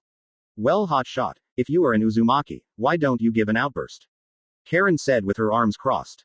I don't feel like it. In the past few months, I made good friends that helped me mature. If you had known me beforehand, you would consider me a loudmouth, immature idiot who surprises people when he has a decent idea. Naruto said with a smile. So basically the opposite of Sasuke. Karen simplified. I guess that's the best way of putting it. Naruto said, rubbing the bridge of his nose with his index finger.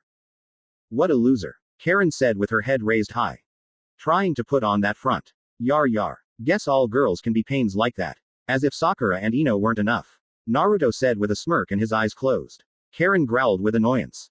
Trying to act cool is not your thing. Karen said. How would you know? You and I never spent quality time together as a family. Naruto said with a smile. We're not family. Karen said. By blood, yes, but I understand what you mean. Look, I could have left you back in that cell, but I wanted to get to know a member of my clan. Plus you're not so bad. Loud, yeah, but that's us Uzumakis. Plus so far you are pretty fun, even if you were being a pain to me. Naruto said with a smile. What is with you and the concept of family? Karen questioned with a raised eyebrow. You know what I am. After all, you worked with that pedo, Orochimaru, and his sex toy, Kabuto. Naruto said, causing Karen to show a momentary sign of weakness and giggle at that. See, you laughed a bit. Naruto said, smiling. Doesn't mean I like you. Karen said, turning her head to the side. We'll get there. Naruto said, pouring some tea in Karen's cup. What the? When did you get that teapot and those cups? Karen questioned. Get to know me and I might tell you some secrets. Naruto said with a smile, finishing pouring tea for the both of them. I'm the Jinchuriki of the Kyuubi, you obviously know that. In fact, I'm sure you had to have known that, seeing as only the Uzumaki clan have strong enough bodies and chakra reserves to contain that certain biju. Actually, no, I didn't. I never really knew that. Karen said with wide eyes. Really? Huh. Guess the snake kept that info to himself. He pretty much knew almost everything, so obviously he had to know that, like he knew the identities of my parents, no doubt. Although now that I think about it, since he had you, I'm shocked he didn't just decided to come after me when I was a weak adolescent, kidnap me and transfer the big 9 into you. He would have had a Jinchuriki that he could easily control. Naruto pointed out. Karen grimaced. I'm so glad that thought never came to mind. Karen said, rubbing her arm, happy to not be a Jinchuriki puppet. Thank goodness he's dead. Well, yeah, but he can come back. Naruto said. What? Karen exclaimed with shock. How?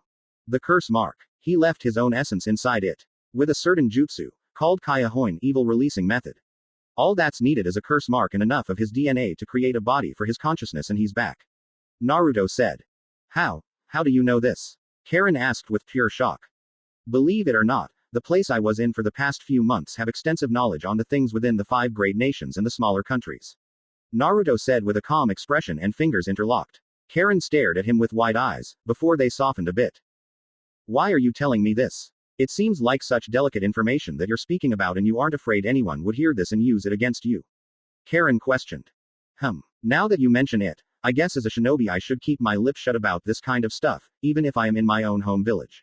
Naruto said looking up to the side, scratching the bridge of his nose with his finger. Bah, I think I'm just pretty cocky then. But when you counter a technique that even made Itachi Uchiha of all people, someone stronger than Orochimaru and all the members of the 7 ninja swordsmen of the mist, want to shit a brick, I guess you can't help but feel a little untouchable. Naruto said with a shrug. Countered a technique that scares Itachi Uchiha. You mean one of Sasuke's techniques? Karen asked. Naruto nodded. It's called Kirin, an ingenious technique where Sasuke used his Chidori as a basis, sort of a lightning rod if you will, to connect and control the lightning within stormy clouds that he can create by shooting some fire jutsu into the sky. The lightning takes the form of a giant giraffe, which actually looks more like a dragon in hindsight, and with his own direction, Sasuke can launch the technique at his target. It wasn't an easy jutsu to counter since it traveled at the speed of actual lightning, but I did it. Sasuke didn't even have to worry much if I have survived because the jutsu actually doesn't use up much chakra. Well, you know, unless you count the fire jutsu beforehand, then that's a different story. Naruto explained with a smile, but then he noticed the look on Karen's face. Sugoi tilde. Sasuke, you really are amazing. Karen said with a red blush and some drool. Yar. I just had to have a cousin in love with the Tem. Naruto said with a frown, causing Karen to flinch. I don't have any feelings for Sasuke. Karen shouted, adjusting her glasses. Funny. I thought there was something between you two, since he does talk about you sometimes. Naruto said. Really? Karen asked with new hope as she blushed at the thought. No, but now I know you do have a thing for the emo. Naruto said with a smile, before he laughed. Oi, you asshole, how dare you? Karen screamed with a shaking fist. Calm down. It's not like a girl having feelings for the Tem is an odd thing. In fact, around here, you'd be considered strange if you didn't. Really? Karen questioned with a raised eyebrow. Well, that's how I see it. Naruto said. Karen's eyes looked to the side. So listen, I know why you like the Tem. Or at least where it all started. Naruto said, making Karen blush red. Is the fact that he saved your life really the only reason? Naruto asked. Well, it started my attraction towards him, but as I spent time with him, I just started getting closer that it soon started becoming more. I felt like I needed him, and I felt happy that he needed me. It felt like it was meant to be. That we needed each other, you know. Karen said with a soft tone and eyes. Naruto smiled softly. Yeah, I get the feeling. Naruto said, nodding. Why am I telling you this? Karen wondered to herself. Because it's easy to trust family. Naruto said, as if it were obvious. I know it's weird, seeing as we only just started spending time together, but the feeling comes natural. Trust me, it makes no sense sometimes, but as you get used to it, it just becomes clear yet hazy. What the hell does that mean? Karen questioned with a confused frown. Like I said, makes no sense sometimes. Naruto said with a grin, making Karen sigh. You're definitely an odd one. Karen said as she took her cup of tea. Although, I will admit, I am having a nice time. Karen said with a smile as she sipped some of her tea. Naruto smiled. Sorry it took so long. A waiter said coming by with plates of meat. Shinpai nai, no worries. Naruto said with a smile. Naruto took a pair of chopsticks and faster than the eye could see, he quickly placed the meat on the grill, then suddenly spices appeared in front of Naruto, and he quickly put certain amounts on the meat, then with a ram seal fire burst from the grill, shocking Karen and the waiter, before perfectly cooked meat appeared on grill. Naruto quickly took all the meat and put them all perfectly on the plate, putting them in a whirlpool motion, then once done, a bottle of some sort of sauce appeared in hand via flames and then poured it all over the meat. Itadakimasu. Naruto said as the bottle of sauce the spices vanished via golden flames. Try some. Naruto said, gesturing for his cousin to have some. Karen stared at the meat with awe, along with the waiter. Karen took a pair of chopsticks, grabbed a piece of meat and then slowly brought it to her mouth and ate it. Her eyes shot open. She suddenly started eating the meat on the plate. We'll probably need more, Naruto said to the waiter with a smile. Yeah, sure. The waiter said, still in awe at the quickest cooking he had ever seen. Plus he felt his mouth water from the smell of the food. Here, Naruto said, extending a piece of meat to him with a new pair of chopsticks. Have one. I'm sure you won't get in trouble so long as I offer. Naruto said with a smile. The waiter looked around to see if there was anyone watching. Seeing that the coast was clear, he quickly took the meat in hand and ate it, only for his eyes to become stars as he moaned with delight. You have to be a chef. The waiter said. I already am. Naruto said with a smile. The waiter smiled and bowed before heading off to get more meat. So you're a chef. An actual chef. Karen said with a mouth full of juicy meat. That's my occupation back at Tenbi. Well, that and being a badass, but I don't have to try at that. Naruto said with a smirk. Very modest. Karen said with a smirk, before swallowing her food. So how did you convince the Hokage to let me out for the night? I have a way with words. Plus, she and I are pretty close. I am kind of close to Sandaime, Yondaime and Godime Hokage. Naruto said, taking a piece of meat. The Yondaime especially. Karen said with a smile, taking 3 pieces. Yeah, try not spreading that around. Last thing I want is to be recognized or praised as my father's spawn. Naruto said before eating the piece of meat. Understood. Karen said as she chewed on her food. You know, I discussed something else with the Hokage, in case you want to know. After all, you should, since it has to do with you. Naruto said after swallowing his food. Karen looked to Naruto. Sakura was leaning against her balcony with a smile. Naruto's jacket was still securely wrapped around her body. Her smile widened as she ran her fingers down the zipper of the jacket. She blushed, just thinking about him. Closing her eyes, she touched her forehead and felt a special warmth thinking about the kiss he gave it. The compliment, the warmth of the kiss and the feeling of love from it all. She couldn't ask for more. Well, maybe she could.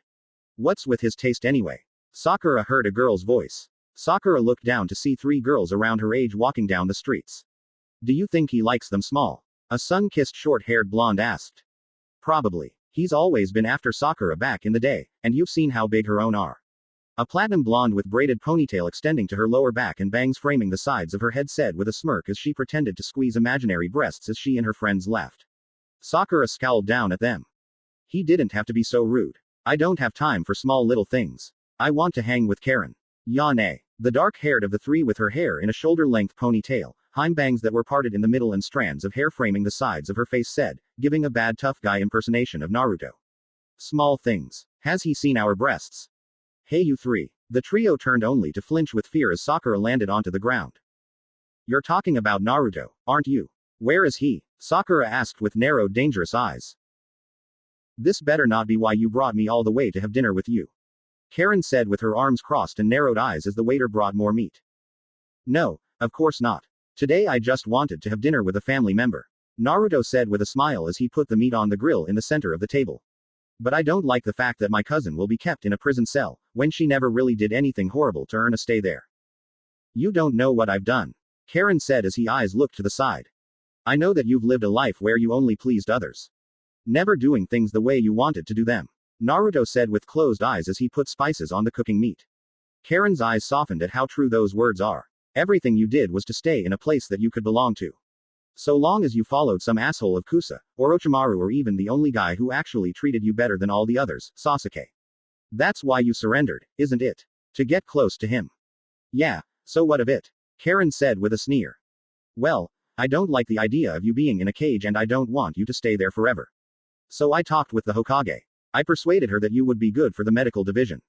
I know she would have wanted to let me take you out tonight, but you know politics. You have to give her a reason for this so those old farts on the council won't reprimand her. And here I thought the Hokage had complete power over the village. Karen said looking to Naruto. She does, but the council has such influence on the village that you don't know what could happen. Perhaps a coup for all we know. Naruto said as he controlled the fire of the grill to burst with momentary fire, cooking the meat to perfection. Either way, this can benefit you. Naruto said as he started stacking the meat on the plate again in a whirlpool fashion. Through a probation, you can work for Konoha, learn medical arts and ninjutsu, and get your own place, away from that cage. Plus you'll have a chance to bump into Sasuke. Naruto said with a smile as he uncorked a bottle of sauce. Want some on this batch? Just a bit, Karen said. Naruto nodded as he put sauce on the meat. Where did you get that sauce? Made it myself. Naruto said with a smile, finishing sprinkling sauce on the meat. Nice. Karen said as she took a piece in a pair of chopsticks and had some, moaning with delight. Say I want this. Who will be keeping an eye on me? Anbu, of course. I'd volunteer, but I got the feeling Ba-san is going to want me to do missions. Plus I made some promises to help build up a few precious people's strength. Naruto said with a calm smile. Trust me though, people are good here, and if I sense any ill intent towards you, I'll take care of it. Naruto said with a stoic yet stern expression as he clenched his fist with golden fire bursting around it. Karen looked to him with wide eyes. She sensed no lies from him. She could tell he was being genuine. Thanks, Karen said with a blush as she ate some more meat. Naruto smiled at her as the fire faded away. So how strong are you? Strong enough not to sweat after running 100 laps around the village. Damn, man, what a pain that is. Naruto said with a frown, resting his cheek on his hand. That's a pain to you. Orochimaru would kill an entire nation just to have that body of yours. Karen said, pointing her chopstick at Naruto, before taking a drink of her cup of tea. Ew. Don't say that. I'm into girls, Naruto said with a disgusted look. Karen covered her mouth to make sure she didn't spit out any tea. Karen swallowed it and laughed, holding her gut. Stop it with the snake pedo jokes, you're killing me. Karen said as she laughed. Naruto couldn't help but grin, happy to see Karen having fun. Suddenly an arm wrapped around Naruto's neck and brought the side of his face to a squishy globe. Smaller than a certain H-cup, but still a pretty damn good size, so I say, Anko.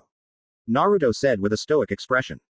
You guess right, sweet ass. Anko said with a grin as she then laughed. Nice joke about that baka, Orochi Tem, Naruto-kun tilde. Anko said as she poked Naruto's cheek, causing the blonde to sigh. Yar yar. Careful with the marks. They're sensitive, Naruto said with closed eyes and arms crossed. Really tilde? Anko asked with a grin. She suddenly slowly started to lick Naruto's cheek, making him shiver and moan at the sensation, but he still tried to keep his composure. Karen stared at the scene with a dull, stoic expression. So this is Anko, Orochimaru's old apprentice. Definitely a stark contrast from Sasuke-kun. Karen looked to see that the snake mistress had a bottle of sake in hand. So she's drunk. Explains the behavior. Now what are you hiding her? Tilde. Anko asked with a red blush and devious smile as her hand reached down to the front of Naruto's pants. If you enjoy staying conscious while having a bender, keep your hands off the good, Ona. Naruto said with a stoic, annoyed expression. Tilde. You're no fun when you don't squirm or get embarrassed, but you sure do light a fire in my soul. I just want to break you so bad tilde. Anko said with a red blush and wide smile. Should I leave? Karen asked. Yes, Anko said. No, Naruto answered with a dull expression. Sakura was hiding behind a fence, staring at the entrance of Yakiniku-Q, waiting for Naruto to come out. She just hoped he wasn't super hungry like he was back at the festival in Tenbi. Sakura had narrowed eyes as she continued to stare at the front of the restaurant. People may consider her a stalker. Well, he acknowledges that she is looking out for her teammate. Whatever redhead he is with, she knew it wasn't Azuki somehow because those three bitches said she had small breasts like her. Maybe she should have clocked them before hurrying off. Either way, she needed to see who it was. She wanted to protect Naruto from any kind of harlot. What are you doing? A voice asked, causing Sakura to flinch with fear of getting caught. She turned only to see it was Sasuke. Oh, it's just you Sasuke, Sakura said, feeling a bit relieved. Sasuke remained silent. Sakura blushed. Well, I heard Naruto was with some strange girl. A redhead with small breasts. Obviously that's not Azuki-san, so I got curious, but worried, because all the girls in this village only love him for his looks, muscles and power. It's not my fault to be a little defensive for my teammate. Sakura said with a red blush. Sasuke continued to stare at her with a stoic expression. Well, I didn't ever have to do this with you because you always reject girls. Naruto's more warm-hearted than you. Sakura said, still retaining her blush. Sasuke continued to stare at her. Stop looking at me like that. Sakura shouted. He's coming out, Sasuke said, alerting Sakura. Sakura quickly turned to see Naruto exit out of Yakiniku-Q with a drunk Anko resting against his left side as he supported her with her arm wrapped around his neck, and by his right side was Karen. That girl. What is she doing out of her prison cell? Sakura exclaimed with shock. Sasuke blinked his eyes, staring at Karen. You going to take me home and please me, Foxy-kun tilde? Anko purred, rubbing her cheek against Naruto's. Keep dreaming. I don't stick my dick unless I get permission. Naruto said with a stoic look. Permission, smermission. Let's go to my place and do it. Anko said as she then licked Naruto's cheek. Wait a while, Naruto said with a dull look as a clone appeared on the other side of Anko, grabbed her and now carried her bridal style. Oh tilde, I like where this is going. Anko said with a grin. Keep thinking about it, it could end up in your dreams tonight. The clone said with a stoic expression. Oh tilde, I think I'm falling in love. Anko said as she wrapped her arms around the clone's neck and rubbed her cheek against his own. Take her back home. And try to avoid any bases. Naruto ordered his clone. Ah tilde, you're being such a party pooper, Naruto-kun tilde. Anko said with a pout as she then stuck her tongue out. Where does she live exactly? The clone asked with a raised eyebrow. At the hotel inn. Nice try. The clone said with a dull look as Anko gave a cheeky grin. Naruto scratched his chin as a thought came to mind. It's something he wanted to try out. Golden Asura. Naruto spoke as he summoned his spirit, shocking Karen at its new presence. The spirit floated over to Anko and pressed its fingers against the side of Anko's head, causing her head to perk up with curiosity. Suddenly the fingers went inside her head, shocking everyone. Naruto's eyes were wide, but he remained calm. He sensed that his spirit caused no harm, so he continued. He suddenly felt information coming to his mind. All info from Anko. Naruto blinked his eyes. Damn, she knows her stuff. Kind of tempting, Naruto thought. Golden Asura pulled its fingers out of Anko's head and placed its other hand atop of the Naruto clone's head, causing a momentary glow. The clone blinked its eyes once Golden Asura brought its hand back and vanished. What the hell was that? The clone asked. I thought of something when I had Golden Asura connect to Shikamaru yesterday. It connected to his soul kind of like Kusu, and if memory serves me right, Kusu was able to brainwash people through connecting to their souls, so I decided to see if I could connect to Anko through her soul. It was the first time, but it worked, apparently. Naruto said with his hands in his pockets. His clone stared at him with an annoyed, stoic expression. Don't go looking at me like that. I hate Kusu more than anyone, but if you got the ability, use it. And yet you tried testing it on Anko instead of a clone. Real nice there, boss. The clone said with a stoic expression. Don't go giving me sass. Just buzz off and take her home. Naruto said to his clone. HMPH. The clone closed its eyes and started walking away. And no, sleeping.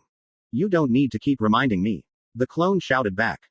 Karen stared at the scene with blinking eyes. She looked to Naruto to see him staring at his retreating clone. So Tilda, what was that all about? Karen asked. Yesterday I used my spirit, Golden Asura, the being you just saw, to connect to Shikamaru Nara. The thing is I noticed is that somehow I felt I connected to more than his body. That day I noticed that it was similar to someone else's ability. An enemy I faced in the past. A disgusting bastard that has done so much horror centuries ago and for some recent years now. I never hated anyone more than him. Orochimaru, despite the horrors he's done, doesn't piss me off more than what this guy has done. Either because Orochimaru did give those he worked on power like he promised, or because that vile bastard hurt people I am very close to. Nonetheless, there is no one I hate more than him. The fact that I have an ability similar to his own burns my soul with rage and disgust. I don't want to have anything in common with that fucker. Naruto said with his face twisted into silent rage, anger and hatred. Your chakra is kind of flaring a bit. Karen said. Naruto looked to his arm. I don't see any chakra. Naruto said. Well, I do. To me you look really odd. Your hair and clothes look like they're shining gold while your skin is glowing like you came out of heaven's sauna. Karen said, adjusting her glasses. Naruto blinked his eyes, staring at Karen. I don't know this guy you hate, but despite having an ability similar to his doesn't bring you anywhere close to his level, not even an inch down to his own. It's the actions that matter. I mean, look at Sasuke. He had abilities similar to Orochimaru and now has abilities similar to Itachi from what I heard he did yesterday from the guards. He hates those guys, but he doesn't let any of that derail him into thinking he's anywhere near their level as evil. You should take a page from that. Karen said. Sasuke's eyes softened when he heard what Karen said of Itachi. He didn't blame her. After all, she doesn't know the truth about him, but it still hurt him to know that's the common view people have on him. Naruto stared at Karen. TCH. Learning something like that from Sasuke. It feels rather embarrassing that I'm learning something emotionally beneficial from him of all people. Naruto said, rubbing the top of his head. You don't need to be a dick about it. Karen exclaimed as she slapped Naruto's arm. Ow. Karen cried as she waved her hand and blew on it to rid the pain of hitting Naruto. Careful, I've gotten more durable than a biju. Naruto said. Sakura pulled away, letting her back rest against the fence. Why is he with her? Granted she seems nice now, but why spend time with her all of a sudden? Sakura wondered. They're cousins. Sasuke answered, shocking Sakura. He told me back at Tenbi, after I picked a fight with him on the roof. Her, and Naruto, cousins? Sakura questioned with shock. I was shocked too. However, it makes sense when you think about it. They are both loud, hotheads that can get punch happy and shift from one emotion to another faster than someone can turn around. Sasuke said. Well, that's kind of rude. Naruto said, poking his head out from the side, causing Sakura to scream from the sudden startle at Naruto's presence. Sasuke-kun. Karen cheered as she jumped to him and hugged him. Sasuke sweated a bit at Karen's sudden contact. Not all Uzumakis are that way, Datbayo. Just most of us. Naruto said with his hands in his pockets. Glad to see you're out of bed. Naruto said smiling at Sakura. Well, I do make quick recoveries. Sakura said with a blush and embarrassed smile, turning her head to the side with her fist to her chin. She looked to Karen, seeing that she snuggled against an uncomfortable Sasuke's chest. So you two are cousins, you don't even look similar. Sakura said. More like I don't look like her. The truth is, Uzumakis have a common trait among themselves. They all have blood red like hair. I don't share that quality because I get my dad's hair color and shape, instead of my mother's beautiful straight hair. Naruto said, running his fingers through his hair. Tsunade doesn't have her own for pretty much the same reason. No doubt getting her hair color from one of her parents, because I don't see how she can get blonde from the spawn of the Shadaime and Mito Uzumaki.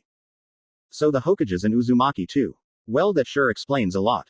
Karen said. You know any other Uzumakis? I know of one, but that's just about it. Naruto said. By the way, out of curiosity, do any of you know what happened to the other two, Jugo and Suigetsu? Suigetsu was sent back to Kiri with Kubikiribocho, or at least that was the plan until he somehow escaped his escorts. Jugo is now at Blood Prison, being treated for his mental instabilities. Sasuke answered. Nice concern there for your other members. Naruto said. I formed Hubby for one purpose and it's done. What happens afterwards is not my business. Only their own. Sasuke said with closed eyes. Yar days. Show a little compassion. At least for Jugo. Naruto said. It's not like I never appreciated the help. Hubby's just done. That's it. Sasuke said with closed eyes. Karen frowned at Sasuke's behavior to his temporary team. At least she knows he did appreciate what they did for him. So, you're going back to prison, are you, Karen? Sakura asked. Yeah, Karen said, pulling back from Sasuke and looking to the ground. Sasuke looked to Karen. He didn't show it, but he did feel bad for her.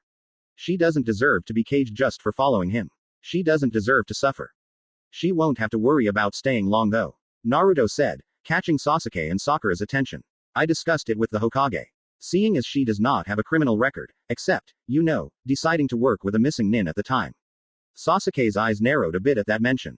I managed to persuade the Hokage into giving Karen here a period of probation, where she'll work in Konoha's medical division. She'll learn medical arts and ninjutsu which she'll use to assist doctors in helping and saving patients. She'll have her own place of stay and be part of Konoha's bracket. So wait, she'll be working for Konoha. Sakura exclaimed. That a problem. I don't want to stay caged up, and helping others sounds fine as long as it's the end of my getting bit days. Karen said with a shrug. She then started rubbing herself against Sasuke.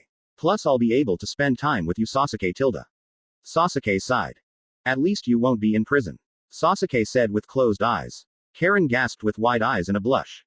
He does care. Karen thought as she smiled with teary eyes. Naruto smiled at the scene. Sakura looked to Naruto. Seeing the smile on his face, she couldn't help but smile. However, he then frowned. Karen, I don't want to, but. I know. Let's go, cousin. Karen said with a sad smile. Naruto nodded. See you two later. Naruto said to Sasuke and Karen. Bye, Sasuke. Karen said with a sad smile. Sasuke patted her shoulder, making her smile. Karen and Naruto then walked away. Sasuke and Sakura stared at their retreating form. So you do feel bad about what's happened to them?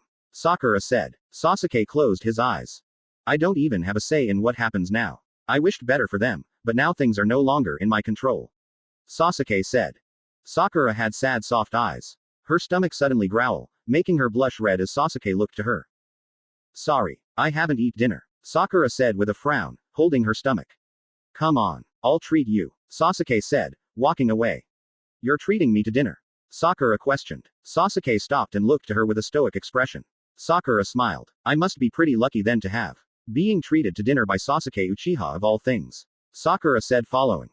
Don't get any ideas. Please. That time is done. My dream is to be Sakura Uzumaki now. Sakura said with a proud smile and her head held up high. HMPH. Sasuke smirked with his eyes closed. From afar, Naruto and Karen were walking. Naruto. Thanks for tonight. I really appreciate it, Karen said with a smile, turning her head to Naruto. What else is family for? Naruto said with a smile, wrapping his arm around Karen's shoulders. Karen smiled, happy to have someone like Naruto now. A true family member looking out for her. It reminded her of the good days with her own mother.